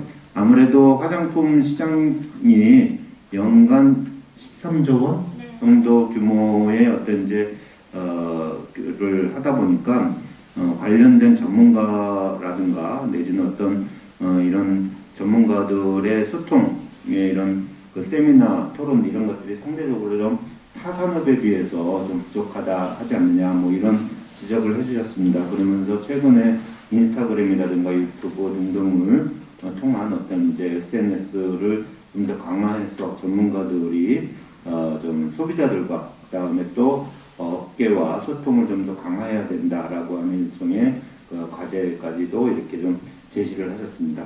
자, 다음 두 번째 그러면은 우리 코스맥스 임두현 이사님의 토론을 좀 듣도록 하겠습니다.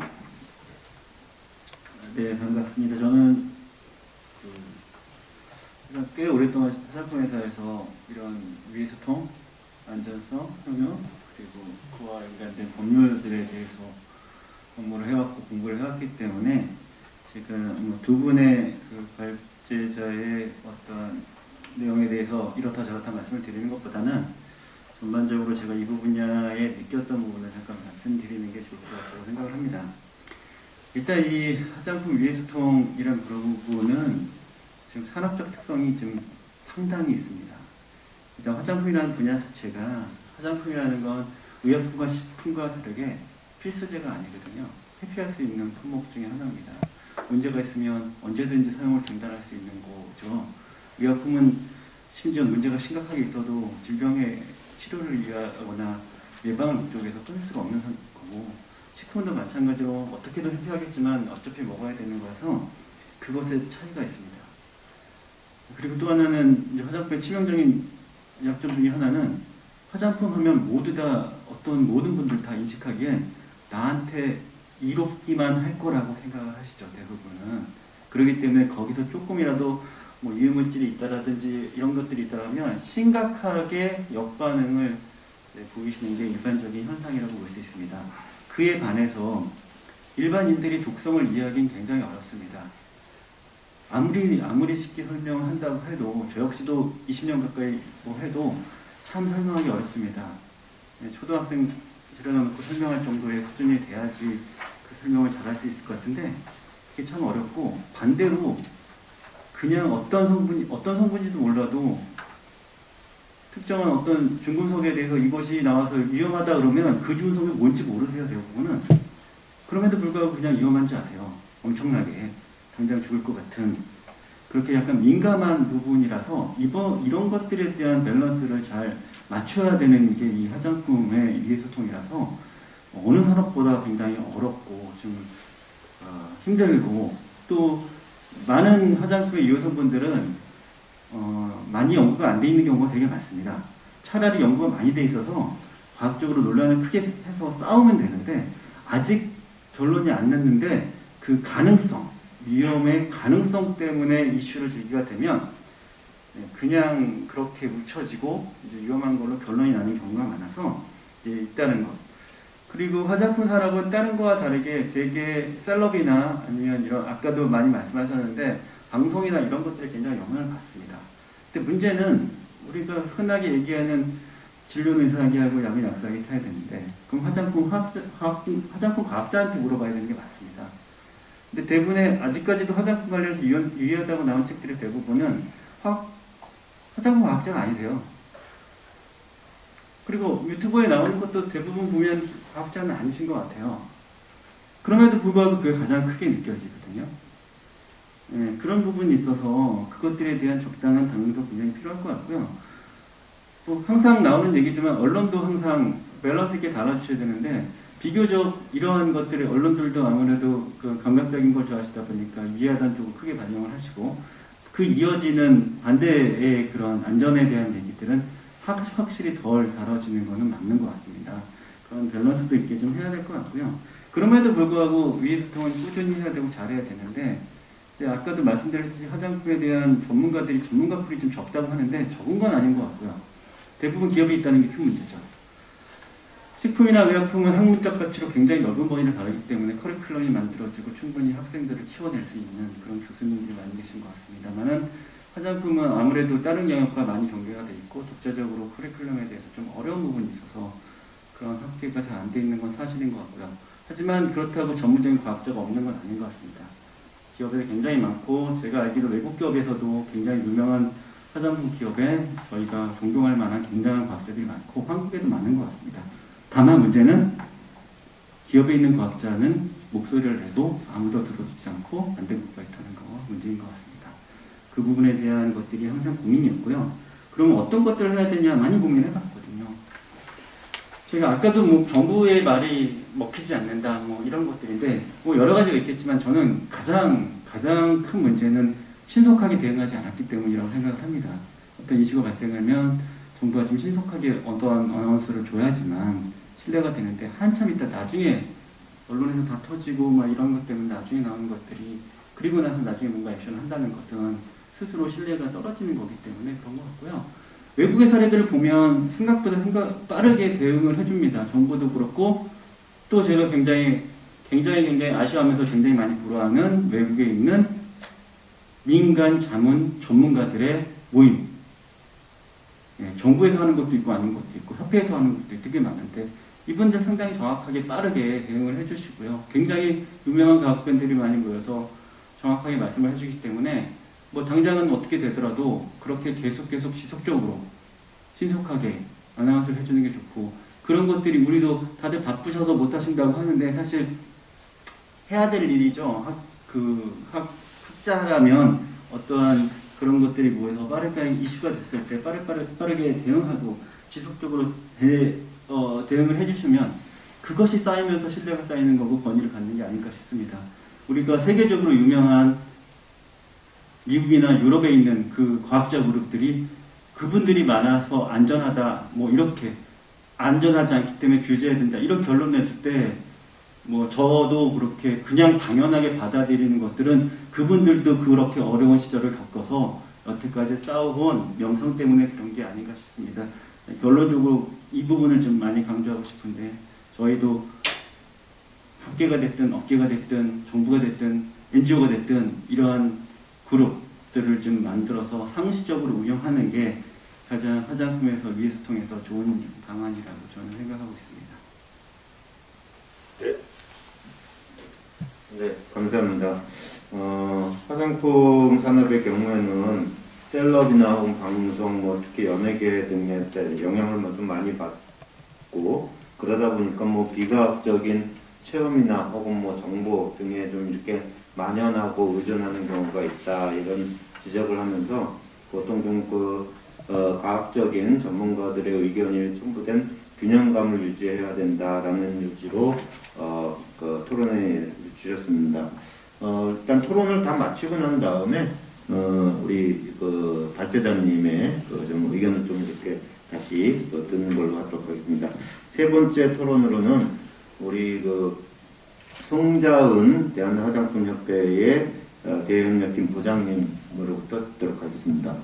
네, 안녕하세요. 저 대한화장품협회 송자은이라고 합니다. 저희 협회는 이제 화장품 산업에 계시는 이제 제조업자나 수입자를 이제 대표해서 하는 단체이고요. 일단 오늘 발제에서 참 많은 인사이트를 얻어가는 것 같습니다. 그래서 이게 화장품 포럼이 제가 알기로는 이제 계속 매년 열리고 있고 주제도 이제 위의 소통에 대한 를 주제로 해왔었는데 이게 해를 거듭하면서 조금 더 폭을 더 넓혀가고 있는 것 같습니다. 그래서 첫째 해는 이제 위해라는 것은 무엇일까라고 하는 어떤 과학적인 사실에 대한 거에 대한 이해를 주로 많이 하셨다면 작년부터는 이제 불량 정보라든지 올해는 이제 또 리스크 커뮤니케이션을 실질적으로 어떻게 해 나가는가라고 해서 점점 이제 폭이 넓어지고 있어서 이러한 것들이 축적이 되다 보면 이제 화장품에도 어떤 전문가 그룹이라는 것이 이제 형성될 수 있다라고 생각이 됩니다. 그래서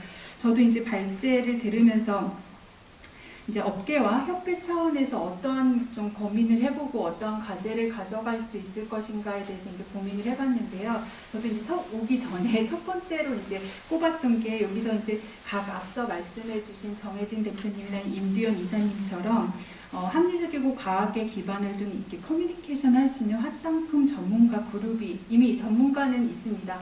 전문가는 있는데 다만 이게 이제 기업에 계신 분들이 많다 보니까 사실 어떤 이슈가 나왔을 때 기업에서는 전문가를 하더라도 목소리를 내게 되면 소비자에 대한 어떤 신뢰가 못하는 거죠. 아까 유현재 교수님께서도 말씀해 주셨듯이 지금은 사람들이 소비자가 가장 믿을 수 있는 커뮤니케이션 채널 중에 하나로 전문가 정보원을 꼽고 있다고 해서 이런 화장품 전문가 그룹의 이제 구축이 조금 더 필요하겠다라고 하는 생각을 듭니다. 근데 우리나라도 사실은 이제 식약처에서 2016년도부터 시작을 해서 이 위해평가 사업을 하고 그래서 화장품에 사용되고 있는 어떤 배합 금지 성분을 포함해서 사용 제한 성분에 대해서 정말 독성 전문가, 과학자분들, 교수님, 연구진 분들께서 이제 리뷰를 하시고 계시거든요.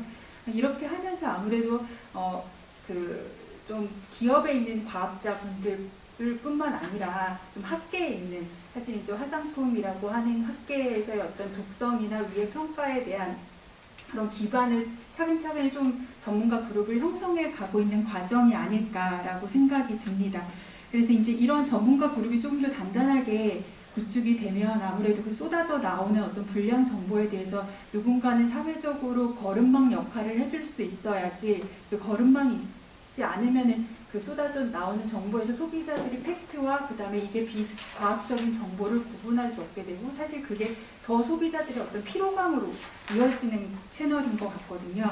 그래서 저희 협회에서도 이런 계속해서 이제 위해 평가, 사용 제한 원료에 대한 어떤 위해 평가나 그걸 통해서 전문가의 어떤 저변 확대 같은 걸 정부에 계속 건의를 드릴 예정이고 또 이런 전문가 집단이 이제 과학적으로 정말 과학적인 사실을 이 성분이 어느 정도 사용을 하면 안전하겠다라고 하는 것도 중요하지만 최근에는 이제 소통의 커뮤니케이션도 굉장히 중요한 것 같습니다. 그래서 오늘 이제 발제에서도 유현재 교수님께서 여러 가지를 해주셨고 또 최지훈 비평가님도 있었는데 이런 전문가 풀에 어떻게 해서 이걸 전달할 수 있을까 이 어려운 말을 어떻게 해서 이제 잘 풀어서 잘 이해가 쉽게 전달할 수 있을까 하는 이렇게 커뮤니케이션 전문가들도 이렇게 계속 지속적으로 구축을 해서 나가는 게 중요하다고 생각했습니다. 그리고 이제 저희는 이제 협회이다 보니까 이제 그 최지원 비평가님께서 발제해 주신 내용 중에 덜어낸 이런 많은 불량 정보에 대해서 현혹이 되다 보면 특정 성분에 함유된 제품을 나쁜 제품으로 인식을 하게 시키고 또 덜어낸 이제 그래서 구매를 기피하게 하거나 아니면 반대로 특정 제품의 구매를 유도하는 때로는 이게 기업들이 어떤 마케팅으로 활용될 수도 있다. 그래서 어떤 규제에 대한 강화에 대해서도 이제 언급을 해주신 면이 있습니다. 그래서 지금 하고 있는 일을 잠깐 소개를 드리자면 협회에서도 민간 자율로 화장품 이제 표시 광고 자율 심의 기구에서 이제 광고에 대한 화장품 광고에 대한 자문을 하거나 아니면 광고 모니터링 등 민간 규제를 하고 있습니다. 그래서 전체적으로 봤을 때는 기업들이 광고하는 사항 중에 당연히 배합 금지 원료는 사용하면 안 되는데 우리 화장품에는 배합 금지 원료를 넣지 않았어요. 그러니까 상대적으로 더 안전한 화장품처럼 보이게 표시 광고를 하는 거에 대해서는 저희도 모니터링이나 아니면 광고 자문에서 이걸 못하도록 하고 있고요. 또 이제 공포 마케팅이나 아니면 안전 마케팅의 대상이 되는 어떤 착한 성분, 뭐 이 성분 착한 성분이에요, 이 성분은 안심이 되는 성분이에요, 이런 것처럼 안전성에 대한 어떤 보증이나 배타성 우려가 있는 표현에 대해서도 광고 자문위원회에서는 이건 소비자 오인의 우려가 있는 표현이라고 판단하고 있습니다. 그래서 이러한 사항에 대해서도 이제 민간 자율적으로도 광고 자문이나 광고 모니터링을 통해서 조금 더 자정자중을 업계가 할 수 있도록 좀 할 예정이고 또 관련 제도가 좀 필요하다라고 하면 이건 업계 차원에서 다시 논의를 해보고 또 그거를 또 관련 정부하고도 다시 논의를 해보도록 하겠습니다. 그래서 마지막으로 이제 말씀드릴 사항은 이제 계속해서 올바른 정보를 계속 추적해 나가고 업데이트 시켜 나가고 하는 활동인데 아까 최지원 비평가님께서도 말씀해 주셨듯이 저희 협회에서도 아마 저희 협회를 우리나라뿐만이 아니라 이렇게 화장품에 대한 어떤 불량 정보에 대한 고민과 걱정은 전 세계에 있는 나라들이 대부분 공통인 것 같습니다. 그래서 미국이나 뭐 영국이나 독일이나 호주도 각각의 소비자들이 가지고 있는 오해를 조금 더 바르게 알리고자 하는 이런 정보 사이트들을 많이 구축을 해놓고 있는 상태이고 협회도 이제 그런 정보들을 어떤 MOU를 맺어서 이제 가져서 이제 같이 알리고 있는데 좀 아까 말씀해 주셨듯이 이 정보에 너무 많은 글이 있거나 하면 이제 소비자한테 접근하기가 어렵다라고 하는 말씀을 주셔서 그걸 어떻게 좀 대체할 수 있을까라고 하는 거는 저희도 아직 과제로 해결해야 될 숙제로 남아있는 것 같습니다. 근데 이것과도 더불어서 이제 저희 협회에서도 우리나라 협회에서도 하려고 하는 게 이런 정보에 대해서는 공통의 인식이 있는 것 같아서 ICCR이라고 하는 이제 우리나라를 포함해서 미국이나 유럽, 일본, 캐나다, 브라질이 참여하는 국제 화장품 규제 협의체가 있습니다. 거기서도 한 2년 전부터 이렇게 소비자 커뮤니케이션에 대한 어떤 주제 타이틀이 중요한 주제로 올라와 있고요.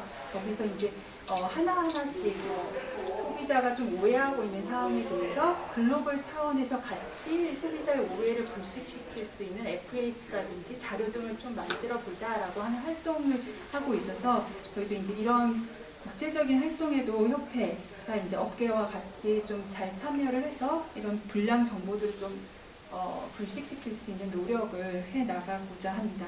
제가 말씀드릴 사항은 여기까지. 네, 감사합니다. 네, 송영 부장님 수고하셨습니다. 대략 4가지 정도를 말씀해 주신 것 같습니다. 화장품 전문가 그룹이 매우 필요한 어떤 한국의 현실을 지적을 하시면서 협회에서 진행하고 있는 혹은 또 민간에서 자율적으로 진행하고 있는 유해평가를 지속적 그리고 또 과학적으로 진행을 하고 있다. 그리고 화장품 표시성분 자율표시제 등의 모니터링을 통해 가지고 공포 마케팅 혹은 안전 마케팅 등으로 인해서 소비자의 어떤 정확한 판단이나 객관적 합리적 소비를 저해하는 그러한 내용들을 규제하는 업계 자율 정화 사업들을 지속적으로 하고 있다. 동시에 화장품 유해 성분 등에 대한 올바른 정보와 DB들을 구축하고 그것을 또 소통에 적극적으로 활용해야 한다라고 하면서 국제 화장품 불량 정보 규제 기구인 ICCR에 대한 어떤 사례를 말씀해 주셨습니다. 예, 마지막으로 토론해 주실 분은 우리 김혜라 테란 소비자 권익 포럼의 그 사무총장님이십니다. 예, 네, 토론 부탁드리겠습니다. 네, 안녕하세요. 저는 소비자 권익 포럼에서 사무총장으로 일하고 있는 김혜란 변호사입니다.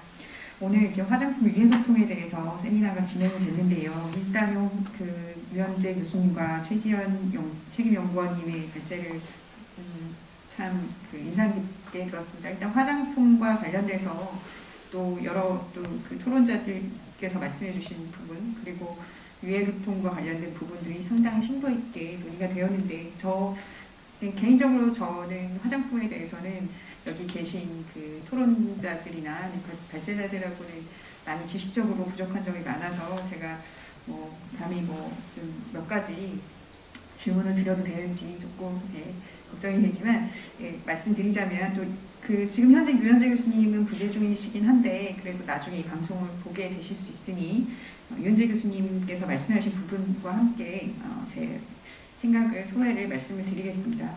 유현재 교수님께서 이제 그 화학에 대한 공포감, 불안감, 막연한 그런 그 근거 없는 부분들에 대해서 경고 문구나 전문가 정보원 등을 통해서 제품에 대해서 호감도를 증대시킬 수 있고 기업에 대한 신뢰, 또 역시 이제 기업에 대한 신뢰에도 기여할 수 있는 부분이 있다라고 말씀을 하셨습니다.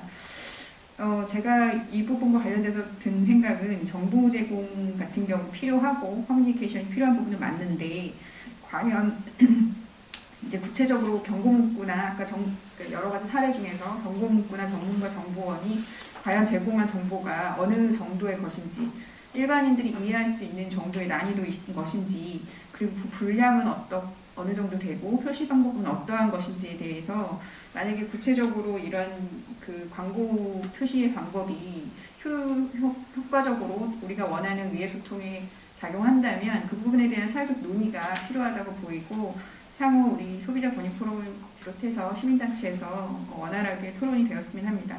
두 번째는 그 또 광고나 또는 유사 광고에서 규제의 필요성을 말씀을 하셨는데 그 우리나라에서 이제 유사 광고 부분에 대해서 상당히 문제가 되고 있기는 한데 사실 해외 같은 경우도 우리나라와 크게 다르지는 않을 것 같거든요. 법제 정비 부분에 있어서 해외에서는 어떻게 하고 있는지 그 부분에 대한 논의도 추가적으로 되었으면 하는 바람이 있습니다. 그 최지원 책임연구원님께서 이제 그 설명하신 부분 중에서 이제 몇 가지 의견과 질문을 드리자면 그 이제 독성에 대해서 자세하게 설명을 해주셨고 사실 저도 이렇게 일반 문외한에 가까운 사람으로서 상당히 인상 깊었는데요. 그 성분과 그 그 사용 방법에 따라서 다양한 가능성이 있다라는 점을 설명을 해주셨는데 일반적으로 우리가 그 화장품을 봤을 때는 전성분 표시만 있고 전성분 표시만 보고 쉽게 독성을 판단하는 것이 불가능하다고 생각이 됩니다. 예컨대 그 화장품에 어떤 성분이 들어있다라고 했을 때 그 성분이 몇 미리그램이나 들어갔고 이 몇 미리그램 정도가 내 얼굴에 발렸을 때 이게 어떤 영향이 있는지 이런 부분에까지는 구체적으로 쉽게 일반인들이 취득할 수 없는 정보라고 보이는데 지금 현재 지금 되고 있는 전성분 표시가 독성 판단에 있어서 어느 정도 의미가 있는지 어떤 개선 방향이 있어야 되는지 궁금하고요. 두 번째는 그 임지원 이사님께서도 지적하셨듯이 독성이라는 용어가 상당히 그 이해하기 어렵다고 판단이 됩니다. 그러니까 일반적으로 일반인이 생각했을 때 독성이라고 하면 이미 그 양에 관계없이 독이다라는 그 분명히 그런 일반적인 느낌이 있는 거는 맞는 것 같고 그렇다면 이게 이제 그 학교에서 교육으로 배우지 못한 어떻게 생각하면 이제 비과학적인 뭔가 그 전제일 수도 있기는 한데 굳이 독성이란 용어를 사용하지 않고 다른 용어로 대체를 함으로써 그 이해도 어렵고 사실 체감도 되지 않는 이런 그 상식을 좀 더 쉽게 접근하게 할 수 있는 방법은 없는지 그 부분이 궁금하고요. 세 번째는 사실 자본주의 사회에서는 가격하고 품질이라는 것은 비례를 할 것이라는 또 그런 우리가 이제 막연한 기대감을 가지고 있죠. 그런데 아까 우리 최 연구원님께서 설명해 주셨을 때는 지금 가격 비싸다고 해서 예컨대 셀럽이 홍보한다고 해서 누가 만족했다고 해서 반드시 그게 더 좋은 것은 아닌데 사람들이 그렇게 되는 경향이 있다 이렇게 말씀을 하셨는데 그러면은 사실 이제 가격과 품질이 모두 크게 다르지 않는다면 그 그러니까 가격은 어떤 부분에 있어서 우리가 차별이 된 것인지 그 부분에 대해서 궁금해서 여쭤보고 싶고요. 네 번째는 그 정혜진 대표님께서도 말씀을 하셨는데 그 제도 개선이나 그 공포심 해소를 위한 그 홍보가 부족한 부분과 관련돼서 또 그 임주현 이사님께서도 말씀하셨지만 민간 전문가들의 여러 그 홍보 노력이 필요하다라는 부분 지적해 주셨는데요. 사실은 아까 이제 식약처 부분도 언급이 됐었고요. 그런데 그 공공 분야에서 사실은 화장품, 뭐 아까 필수제가 아니라고 말씀을 하셨지만 이제는 또 세대가 많이 바뀌면서 화장품을 바르지 않고 만약에 나한테 유해하다고 생각하면 바르지 않는다. 이런 부분은 사실은 지금 현 세대에는 좀 받아들여지기 어려운 생활 방식인 것 같거든요. 그렇다면 이제 공공에서 화장품 분야에 대한 어떤 안전성 그리고 유해 소통에 대해서 조금 더 강화된 정책을 마련할 필요가 있겠고, 그 임두현 이사님께서 말씀하셨듯이 그 부분에 있어서는 그 신속한 대응 방안을 강구할 수 있도록 좀 더 적극적이고 선제적인 행정을 뒷받침할 수 있는 법제가 필요하다고 생각됩니다. 이상입니다. 네. 예. 네. 대략 한 두 가지 정도, 유현재 교수님에 대해서는 두 가지 정도에 대한 그 질의를 좀 주셨고요. 다음에 우리 최지현 연구원님에 대해서는, 의견과 함께 또 대략 한 두 가지 정도의, 질의를 주신 것 같습니다. 특히 그 전산권 표시제만 보고 독성 영향이 얼마인지 알기 어려운 게, 일반적인 사실이기 때문에, 이에 대해 가지고 좀 더 개선해야 될 내용들은 무엇인지에 대한 내용들을 좀 주셨고요. 다음 두 번째는 독성이라는 용어 자체가 이미 상당히 그 일반인들에게는 부정적으로 박혀 있기 때문에 독성분이라고 하는 게 아니라 좀 다른 용어가 필요하지 않느냐라고 하는 의견과 함께 질의를 주셨습니다. 다음 세 번째로는 이제 그 화장품이라는 게 필수제를 맡고 있는 그런 시대에 살고 있는데 화장품 안정성에 대한 정책을 법적으로, 행정적으로 강화시켜낼 수 있는 내용들이 어떠한 게 필요한지에 대한 또 의견들을 좀 요청했습니다.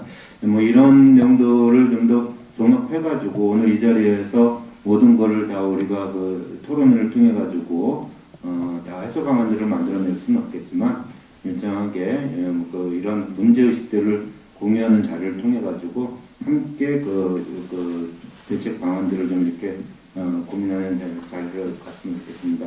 우리 네 분의 토론자들께서 주신 의견과 질의들을 담아가지고 우리 최지현 그 연구원님께서 이에 대한 그 답변을 좀 해주시는데 아무래도 뭐 시간적인 제약상 좀 짧게 좀 부탁드리겠습니다. 네, 변호사님이 주신 질문에 먼저 제 의견을 얘기 드릴게요. 성분표를 볼 때 내가 우려하는 그 물질이 얼마나 들어있는지 알 수 없습니다. 그리고 그걸 알 필요도 없습니다. 성분표는 그걸 알려고 만든 제도가 아닙니다. 그 성분표 자체가 만들어진 이유가 그 기업들이 그런 걸 공개하게 함으로써 좀 더 성분에 더 안전하게 신경을 쓰라는 그런 걸 유도하고, 그리고 소비자가 알고 싶어 하니까 그 알 권리를 위해서 그렇게 공개를 한 거지, 그걸 바탕으로 우려하는 성분에 대해서 뭐 나는 피하겠다, 뭐 나는 이 성분을 더 선호한다, 피하겠다, 아니면 이 성분이 얼마나 들었는지 알고 싶다, 뭐 이런 걸 소비자가 판단하라고 만든 것이 아닙니다. 근데 이제 그렇게 오해를 하는 소비자가 너무 많은 거죠. 소비자가 성분표를 이렇게 딱, 성분표가 그냥 2008년에 주어졌을 때 그걸 어떻게 활용해야 되는지에 대한 그 사회적인 논의가 활발했어야 했는데, 그리고 어떻게 이용하고 어떻게 이해해야 되는지 이런 것들에 대한 얘기들이 많이 좀 나왔어야 했는데 그런 내용들은 전혀 나오지 않고 그냥 덜컥 주어지고, 그리고 덜컥 화장품 그 성분 관련한 괴담들, 정보들 이런 것들이 물밀듯이 들어오고 그냥 그걸 그냥 방정식 대입하듯이 막 대입해서 자기의 피부에 위해를 줄지 뭐 해가 될지 뭐 득이 될지 이런 것들을 판단하는 도구로 그렇게 활용해버린, 그게 문제의 출발이죠. 성분표에 대해서 어떻게 활용할 것이고 성분표는 어떤 건가 이런 거에 대한 개념도 다시 정립해서 대중에게 알려야 합니다. 전성분은 제가 첨언하고 싶은 말씀이 있습니다. 사분 표시 들어올 때 여기 계신 정 박사님하고 저하고 많이 같이 연구를 했고 외국 제도도 많이 연구했고 그리고 저는 독성에 대한 거를 많이 연구하는 사람이라 말씀을 드리면 전성분에 나오는 성분을 갖고 유해성을 얘기하는 건 조금 어려운 것 같습니다. 왜냐하면 전성분에 나올 만큼의 모든 성분들은 인체에 웬만해선 아니라 거의 퍼펙트하게 안전한 성분으로만 되어 있습니다. 다만 특정 성분에 대해서는 사람들이 알러지가 있습니다. 알러지는 어쩔 수 없는 겁니다. 어떤 사람이 어떻게 발생할지 모르는 거고 그거는 계속 쓰다 보면 또 발생할 수 있는 거죠. 전성분이 맨 처음에 외국에서 많이 들어왔을 때는 여러 가지 이유가 있고 썰이 있겠지만 먼저는 제일 중요한 건 본인이 알러지를 갖고 있는 성분들이 표시가 되어 있으면 배제할 수 있다. 일반인들이 모든 화장품 성분을 알 수는 없습니다. 하지만 내가 각각류에 있던 어떤 성분에 알러지가 있다. 키토산이라는 걸 인식합니다.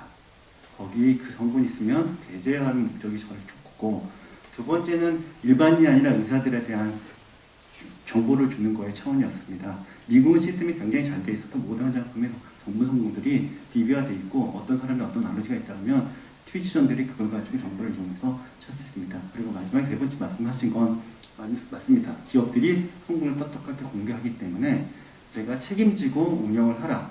나중에라도 어떤 문제가 그 성분에서 발생한다면 추적해서 하라라는 그런 선언적인 의미가 있었습니다. 다만 화장품에서 대부분의 지금의 화장품에서 유해성이라고 말하는 부분은 전 성분에 써있는 유해 성분들은 아닙니다.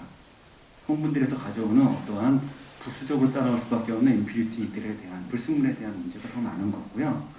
그리고 그렇게 따지다 보면 하나하나 더 많은 것들이 들어가야 되는데 그것까지 다 말씀드리기는 어려울 것 같고 시간상 그리고 그러한 것들 사실은 원료의 선정에 있어서 어떻게 잘 관리되는 원료들을 선정하는 것에 따라서 화장품의 가격들이 어떻게 많이 돌아가서 되겠지만 원료로 한정한다면 내가 잘 관리되어 있는 원료를 선정하는 것이 정말 좋은 화장품이고요.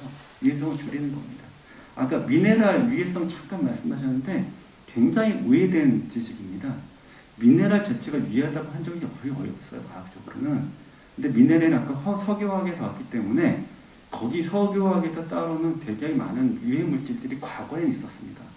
그렇기 때문에 미네랄이 위험하다고 했지만 현대 과학에서는 그 미네랄이 굉장히 고순도로 개발이 됐습니다.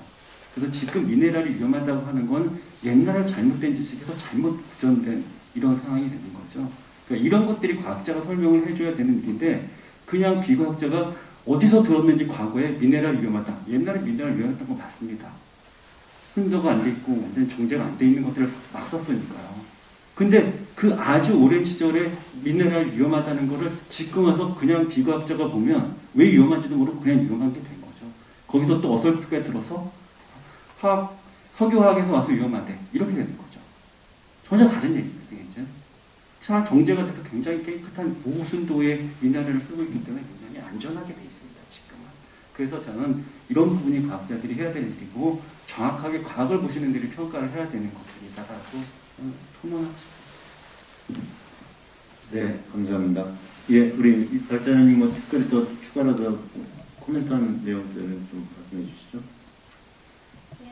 아까 송재환 부장님이 그 ICCR이라고 얘기하셨나요? 예, 그 얘기는 저는 처음 듣는 정보인데 정말 이런 그 국제적인 글로벌 차원의 이런 협의체가 만들어지고 거기서 많은 자료들이 나오면은 이런 비과학적인 사고와 잘못된 정보를 바로잡는데 큰 역할을 할 거라고 기대가 됩니다. 저는 늘 자료가 좀 궁한 사람이거든요. 소비자는 항상 아주 작은 그런 위험까지도 걱정하고 불안에 시달리고 있고 그래서 정말 아주 작은 것까지 불안하지 말라고 얘기를 해야 되는데 그때 제일 필요한 게 결국은 과학 자료예요. 근데 없는 게 많습니다. 왜냐하면 소비자가 너무 이상한 것까지 불안해하기 때문에 없는 자료들이 많습니다. 심지어는 이런 식으로 불안해합니다. 제가 일사디옥산에 대해서 일사디옥산이 PPG 성분의 그 정제 과정에서 불순물로 나오는데 그게 위험하지 않냐 이런 식으로 얘기하면 일사디옥산은 이미 그 검출 한도가 있다. 이렇게 얘기하고 검출 한도 안에서 다 만들어지기 때문에 걱정할 필요가 전혀 없다 이렇게 얘기하면은 근데 검출 한도 아니라고 해도 우리가 바르다 보면은 여러 제품에 있어서 더 많이 바르게 되고 축적이 되고 심지어는 손에 묻어서 그게 입으로 들어갈 수도 있지 않냐 이런 것까지 고민합니다. 그 입으로 들어가는 양까지 다 계산해가지고 위해평가를 해야 할 판이에요 지금. 그러니까 이런 작은 고민들까지도 다 자료로 얘기하고 하려면 정말 많은 위해평가가 이루어져야 하고 그런 자료들이 축적이 되어야 합니다. 그래서 국제적으로 그렇게 전문 과학자들이 만든 자료들이 더 많아지면 많아질수록 소통을 하기가 훨씬 편한 환경이 될 거라고 생각을 해요. 그리고 또 하나는 그냥 과학의 언어로 설명을 하면 대중이 잘 못 알아듣습니다. 아까 변호사님도 독성 얘기하셨는데 독성이라는 말을 그 제대로 이해시키려면은 정말 많은 설명을 해야 되거든요.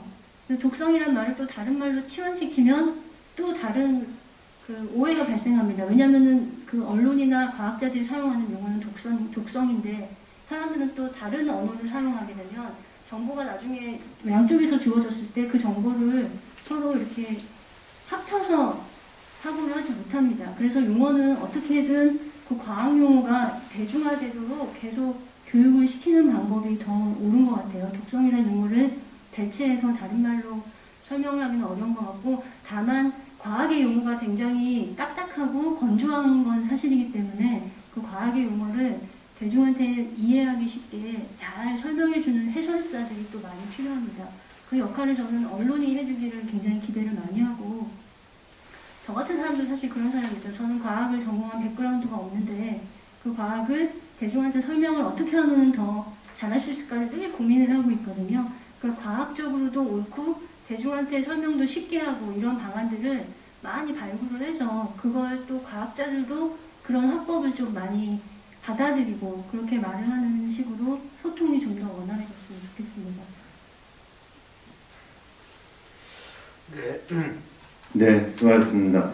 자, 이것으로 2021 컨슈머 소사이어티 코리아의 세션 13 제12차 화장품 포럼 화장품 위해평가 활성화를 위한 화장품 안전 모세 토론회를 마치고자 합니다. 오늘 나온 두 분의 발제자님의 훌륭한 발제 내용과 함께 네 분의 그 토론자분들께서 주신 의견과 다음에 질의의 내용들을 충분히 이 업계와 다음에 또 전문가들 다음에 또 소비자분들께서 충분하게 과학적이고 합리적인 그런 그 논의의 소통의 장을 통해 가지고 보다 잘못된 정보는 불식하고 그 다음에 보다 더 좀 그 과학적이고 합리적인 화장품 소비 패턴을 좀 그 다음에 또 화장품 시장들을 만들어 나가는 데 있어 가지고 많은 도움이 됐으면 좋겠습니다.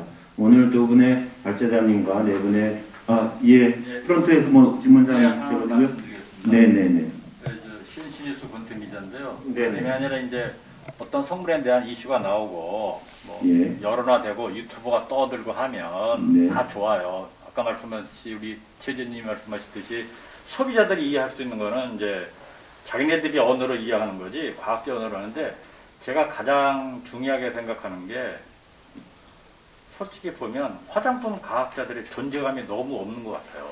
제가 임지연 이사님한테 부탁드리고 싶은 거는 모든 화장품 관련 이슈는 화장품 과학자들이 대답을 해줘야 되고 주의사항도 얘기해줘야 되고 여러 가지 이제 언론하고 소통을 해서 또 일반 그 유튜버라든가 이런 분들이 그걸 잘 설명할 수 있게끔 해줘야 되는데 뭐가 생기면 절대 이분들은 아까 이제 그 고충을 얘기하신 게 이제 기업이 있기도 하고 목소리 내기가 쉽지도 않고 뭐 이래서 이런 것도 있겠지만 이왕 협회가 있는 바에는 협회 또 뭐 그래서 항상 그 화장품 과학자라는 타이틀을 가지고 나오신 분이 없어요. 되게 언론에서 인용하는 거는 이제 가장 쉬운 게 이제 교수, 뭐 의대 교수, 아니면 이제 화장품 관련 교수. 근데 학계에 계시는 이제 교수님을 무시하는 게 아니라 그분들은 이제 가르치는 데 주안점을 두고 있기 때문에 이렇게 독성을 직접 공부하고 연구하고 실제 실험을 해서 각종 뭐 노엘이라든가 뭐 나오는 그런 수치를 하는 분들이 좀 더 정확하게 얘기하시면 소비자들이 이해하기도 좋고 또 그거를 인용하는 유튜버들도 좋다고 생각을 합니다. 그래서 지금 유해 평가에 관련돼서는 화장품 과학자들의 말이 너무 없다. 저는 이렇게 봅니다. 그게 제일 큰 문제고, 두 번째는 이제 사회적으로 이제 우리가 맞춤형 화장품 조제관리사를 해서 근 한 2만 명이 응시를 했거든요. 그래서 수천 명이 나왔는데 그분들이 이제 화장품법을 다 봤단 말입니다. 그러면 화장품법을 일반인들이 봤다 그러면 그런 분들은 또 성분에서 함부로 얘기하지 않을 거란 말입니다. 그러니까 그런 저변은 이제 조금씩 넓혀지고 있다. 이럴 때 이렇게 소비자들이 유해평가에 대해서 불안하지 않고 우려하지 않도록 조제관리사들을 통해서 이제 한 단계 좀 화장품법을 읽어본 사람이 소비자에게 얘기할 수 있는 그런 장치를 한번 했으면 좋겠다. 그리고 화장품 과학자들이 목소리를 좀 내라. 너무 안 냅니다. 업계에 따라서 그런 게 아니라, 그래서 그러면 화장품 협회에서 그 위원회가 있을 거 아닙니까? 거기서 그냥 뭐라고 후다닥 빨리 얘기하면 조기에 할 수 있는데, 그거를 꼭 식약처에 물어보면 식약처라는 조직은 잘은 모르지만 어쨌든 업계하고 뭐가 소통이 된 다음에 발표하게 돼 있는데, 그것도 소통하느라고 시간 끌어버리면 이미 소비자들은 불신의 대상이 되는 거죠.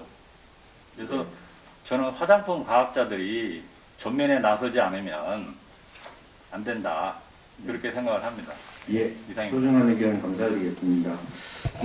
지금 말씀해 주신 것처럼 화장품 전문가들과 과학자들의 적극적인 그 소통이 좀 필요하다라는 지적 충분히 공감하고요. 다음에 또 그 전성분 표시제 등을 비롯해가지고 화장품을 다루는 그 분들의